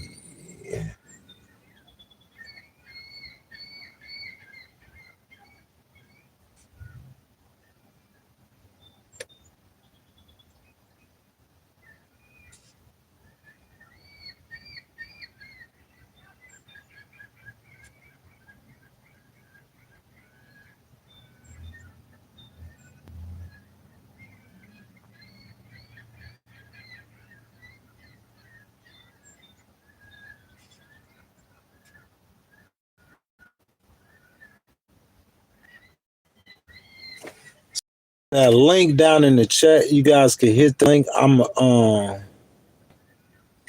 post it for you guys. If you guys want to go check my business out, it's down below.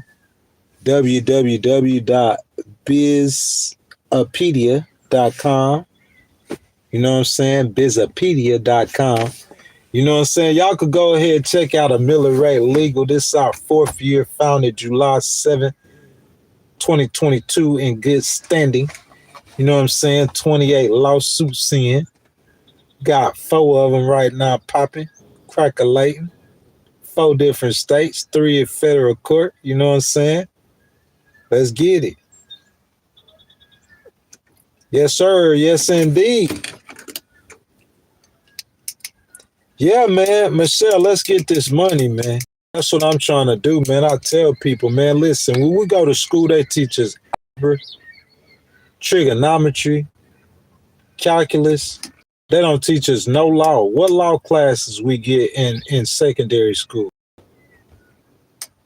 The law is what we gonna use. We gonna use the law. Everything we do, there's some sort of laws. In whatever business you in, there's laws and rules and regulations in your business. I don't care if you're selling phones or if you're moving freight. I don't care if you're shoveling dog doo-doo. There's rules, laws, and regulations in anything you do. But they don't teach us that in school. They don't teach that. And that's what they're going to use to control you or dictate or get you is a rule, a law, or a regulation. That's how they're going to get us with the rules. And that's why they don't teach us the rules. Half of us don't even know the rules. We don't even know our rights. Tell me what I said wrong. Y'all tell me what I said wrong. Most of us don't even know our rights.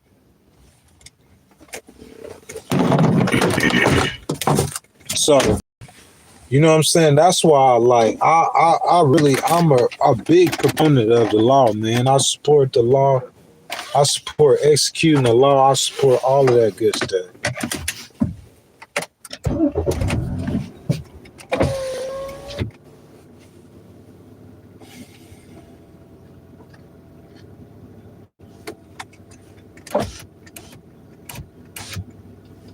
You can't get lucky every time, you know what I'm saying?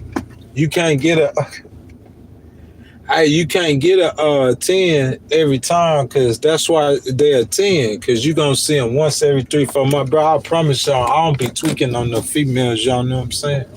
I ain't the kind of dude, even like when I was out there in the streets, I wasn't the kind of dude, some dudes, they got to like lay up or go to sleep with a woman. They just weak like that. I wasn't that kind of dude. Not hating on you if you've been the type that always had to have a woman. I just wasn't that kind of dude. But what I'm saying is though, some people are and some dudes are, and they just always have to have a female. You know what I'm saying? And I'm saying, like, I'm not that tight, but some do like catch my attention. That girl catch anybody's attention. And I just noticed, like, you know what I'm saying? I used to see that in Houston a lot. You know what I'm saying? Not, but more often than not. You know what I'm saying? The quality and the level. And that quality was just ain't around here. And then I was like, golly. I'm saying, you know, you see a lot of girls, but I just, you know, like, at this age in my life, that's just like, you know, that ain't nothing special for me. But you know what I'm saying? You see that though, like you got like, you know what I'm saying, like a little kid, like, you know what I'm saying? You get excited about something, you know what I'm saying? Seeing a pretty girl, man. That ain't no pretty girl. That thing was an absolute angel, unbelievable gorgeousness. Y'all, we've been streaming for 2 hours and 55 minutes. You know that was Ron with Ghost Rider episodes. Although this wasn't a Ron with Ghost Rider episode, because like I said, as soon as we finish streaming, it will be members content. As soon. We ain't waiting 24 hours. We going to give them an opportunity to come live. If they missed it live, it's members content.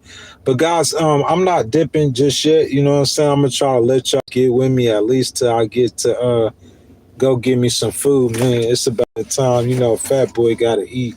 I'm going to run and use the bathroom real quick, y'all. I'll be right back.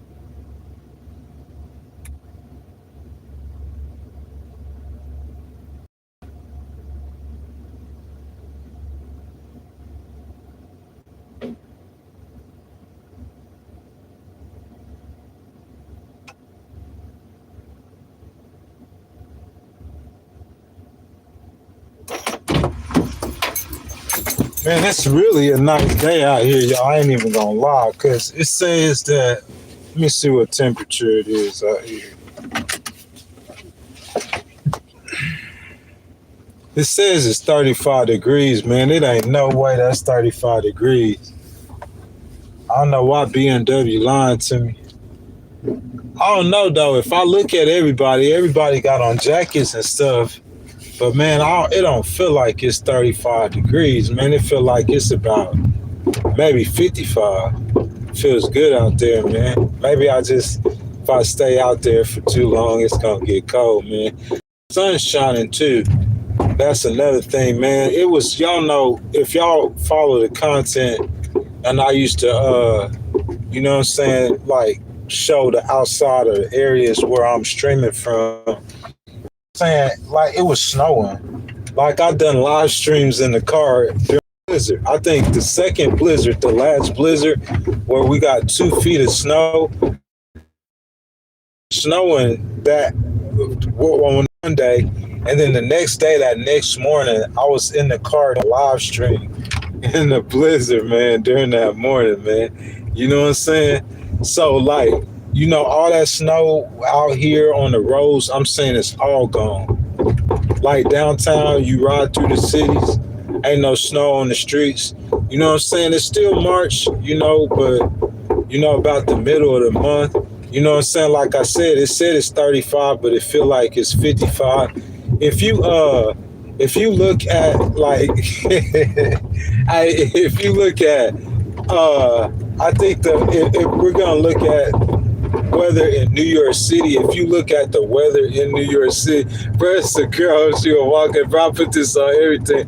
It's a black girl. She had her finger in her glasses like she was flipping me off. Like she was giving me the middle finger. Like I ain't never met her, never seen her. You know what I'm saying? She looked like she probably was a teenager, bro. And she like flipping me. That's why I started laughing. I get that kind of stuff all the time.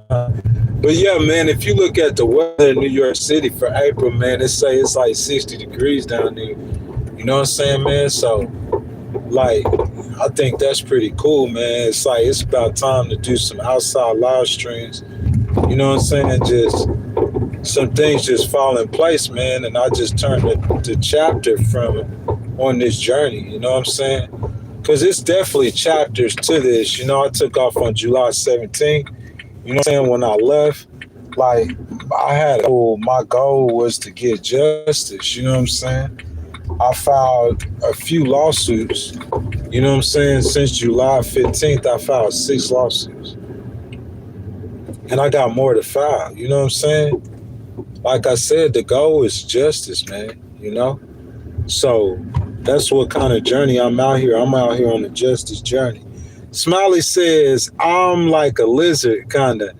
I got to have it warm as heck over.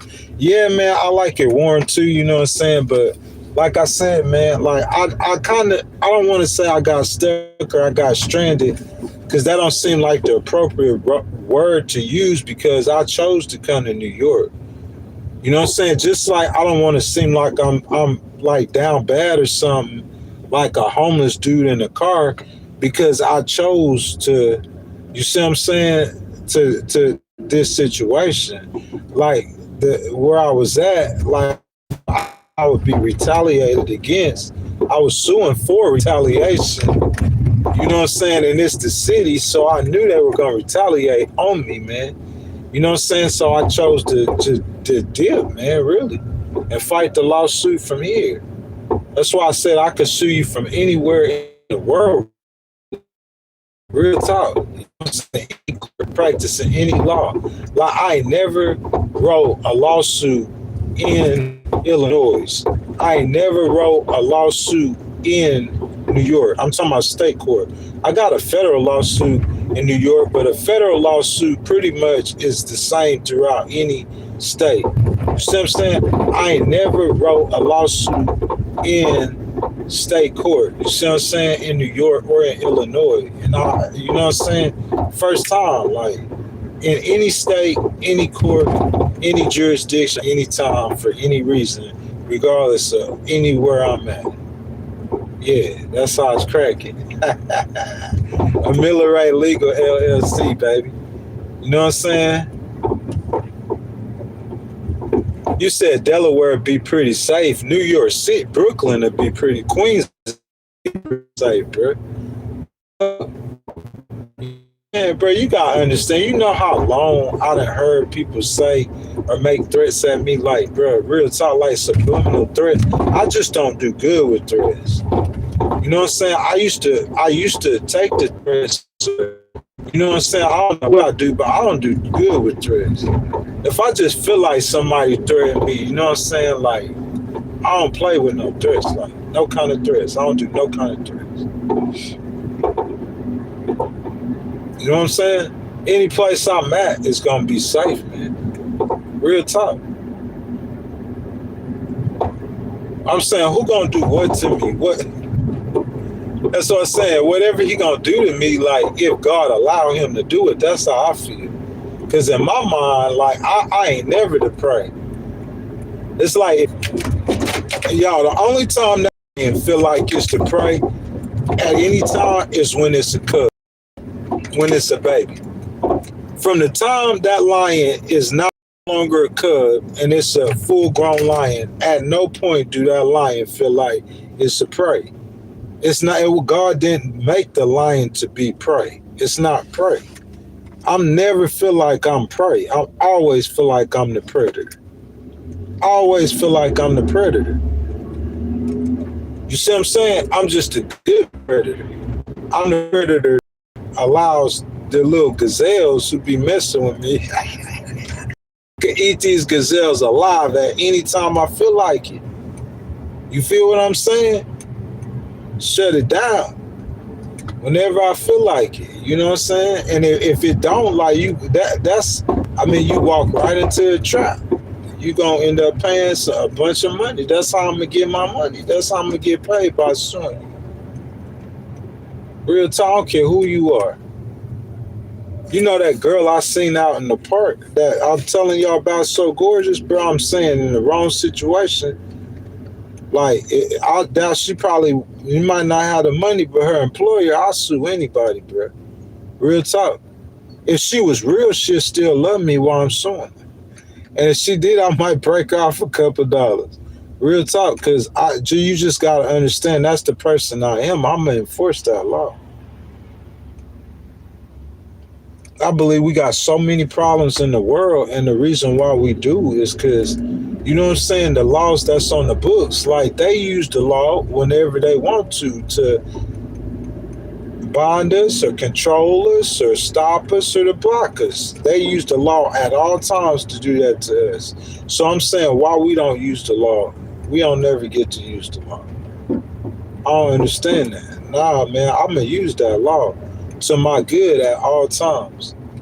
The only person, and I'm not excluding them, because, you know what I'm saying, family members, more than on one occasion. The only time I would even think about, like, any kind of, like, above the court or beyond the court is with a family member. If it's not a family member, bro, I don't care who, what, when, where, and why you are. That's just what it is. I'm going to give you plenty of warning before I sue you. You know what I'm saying? It's not like I'm going to just sue you without no warning. I'm going to give you plenty of warning before I sue you. But once I get to that point to where you finna get sued, and we still in the same spot, like the behavior hadn't been corrected. Once we at that point, man, I don't know what to tell you. You gonna get roasted. That's what I call it, get roasted. I wanna sue you. And I just, bro, I don't need much time. I say 72 hours. Like, that's like usually going to type it like at the library or somewhere else. I'm saying, when I'm doing it myself, y'all know how I was lacing lawsuits. I did all that content like in Michigan and on the We the People tour. In a situation like that, like where, like, I think I just started off where I filed a lawsuit. So that first lawsuit that I filed, I forgot I think it was the city I filed it against. In a situation like that, bro, everywhere I pull up, I would just pull pull the computer out and just start working on a lawsuit. I think I had it done like maybe 17 to 19 hours. I had the first copies of it done. And then after that, like I had to edit it. So, bro, I had it filed in like 3-4 days. But I had left my home, you know what I'm saying, to go file a lawsuit because I knew I couldn't. If I stayed at home and filed a lawsuit, I would have got harassed every single, like, I don't know what would have happened, to tell you the truth. I couldn't stay there. They was retaliating on me just for complaining about them harassing me. So due to a situation, you know, I got a disability. So, you know, I had a situation and I had to sue them. And when I sued them, I knew, bro, they were going to be 38 hot. They were already messing with me. That's what I'm telling y'all, cuz they was already messing with me. And they were messing with me prior, you know what I'm saying, to me ever filing a lawsuit. So once I filed that lawsuit, man, I knew that I couldn't stay there. And I've been on the road ever since. You know what I'm saying? And since then, you know, I just been blessed or lucky, however you want to call it. I think everything comes from the Lord. So I use that word blessed. You know, I'm a Christian, so I'm biased. But I just been blessed, man, because since then, like, I actually got 2 more lawsuits against cities. You know what I'm saying? Actually, one of the cases worth more than the one I got now. Really, probably both of them, because they're in New York and Connecticut. And you think to have a lawsuit in the Southern District of New York, man, that's the biggest outside of an appeals court, which I won in the appeals court. But the Southern District of New York, that's like the biggest federal district, the most important, respected federal district in America. You know what I'm saying? Like, to be able to litigate there, litigate in the District of Connecticut, you know what I'm saying? The Southern District of Mississippi, I'm from Mississippi. This is the second time I litigated there. You know what I'm saying? So, man, I don't know. I can't say that I can complain about my career. It's brought me on some incredible journeys that I never expected. But, you know what I'm saying, just as much bad as, you know what I'm saying, I can imagine having on this trip, I've had good. You know what I'm saying? A lot of good, you know? I wait till it get hot outside and I could go get them waterfalls again, go chase them waterfalls, you know what I'm saying? Just go live, you know, the life that I wanted to live, man. I just ain't got all the money, man, you know what I'm saying? I'm still fighting for that, you know? Them cases and everything, I'm still fighting for the money, but until that time, man, I'm just, you know what I'm saying, trying to live how I want to live, man. But y'all, that's my time, man. You know what I'm saying? I'm finna walk into Wally World, man. You know what I'm saying? Y'all, I'm a Christian, man. Like, most of you guys, y'all don't know. I appreciate y'all staying to the end of the live stream. Make sure you double tap the screen. Make sure y'all subscribe to the channel and hit the notification bell so you can see me every time I go live. But, man, I believe that Jesus suffered, bled, and died on the cross for my sins, man. Like, August of 2018, bro. Like, I was raised up in church, you know what I'm saying? And I had prayed a prayer before, but I hadn't come to the understanding of Jesus, man. And I hadn't become a real Christian, you know what I'm saying? You can make what we call a profession of faith, where you'll actually pray, you'll ask God to save you, but you know what I'm saying? You for whatever reason, there's different reasons why you don't actually become a Christian. You see what I'm saying? So whenever you pray and you ask him to save you, you got to be sincere in your heart, man. You got to mean it in your heart. You see what I'm saying? If you don't mean it in your heart, bro, it's not real. You see what I'm saying? Then you got to repent. You got to repent and you got to ask God to forgive you for your sins and to save your soul from him. You got to believe. Look, if I just went up to somebody and I just told somebody about how to get saved, like, you would think that it's easy enough for a child to understand it. And it is easy enough for a child to understand it. But just like it's easy enough, there's so many moving different parts that you got to make sure that, you know, you have the correct understanding and the correct knowledge to where whenever you do approach God like you will really become saved. You know what I'm saying? But man, yeah, man, I'm a Christian. I know a lot of us probably in America we've heard about Jesus and we've heard about God and everything like that. You know what I'm saying? People being like religious or churchy or having different experiences. I don't know what your experience is, but I'm saying like my experience hasn't always been good, when dealing with other people. But regardless of that, I could say dealing with God, my experience has always been good. I could testify to that.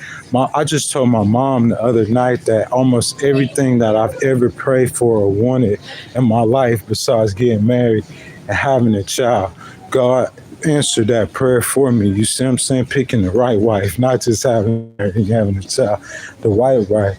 But you know what I'm saying? I believe that in my heart. I believe that God answers our prayers, you know what I'm saying? All of our prayers. And that's for Christians, for the people who are really saved and the people who really believe and trust in Him. But that being said, man, y'all, that's my time, man. Like I said, man, I love y'all. I appreciate y'all dropping in. WTF, man. I appreciate those channel memberships, man. You know what I'm saying? So I'm finna end the live stream, y'all. If you guys want to become a member of the channel, if y'all want to watch this again or a whole lot other great content, it's $2.99. Every time I end a live stream, I say it the same way. Every time, y'all. This is the day the Lord has made. I will rejoice and be glad in it. I'll see y'all next time.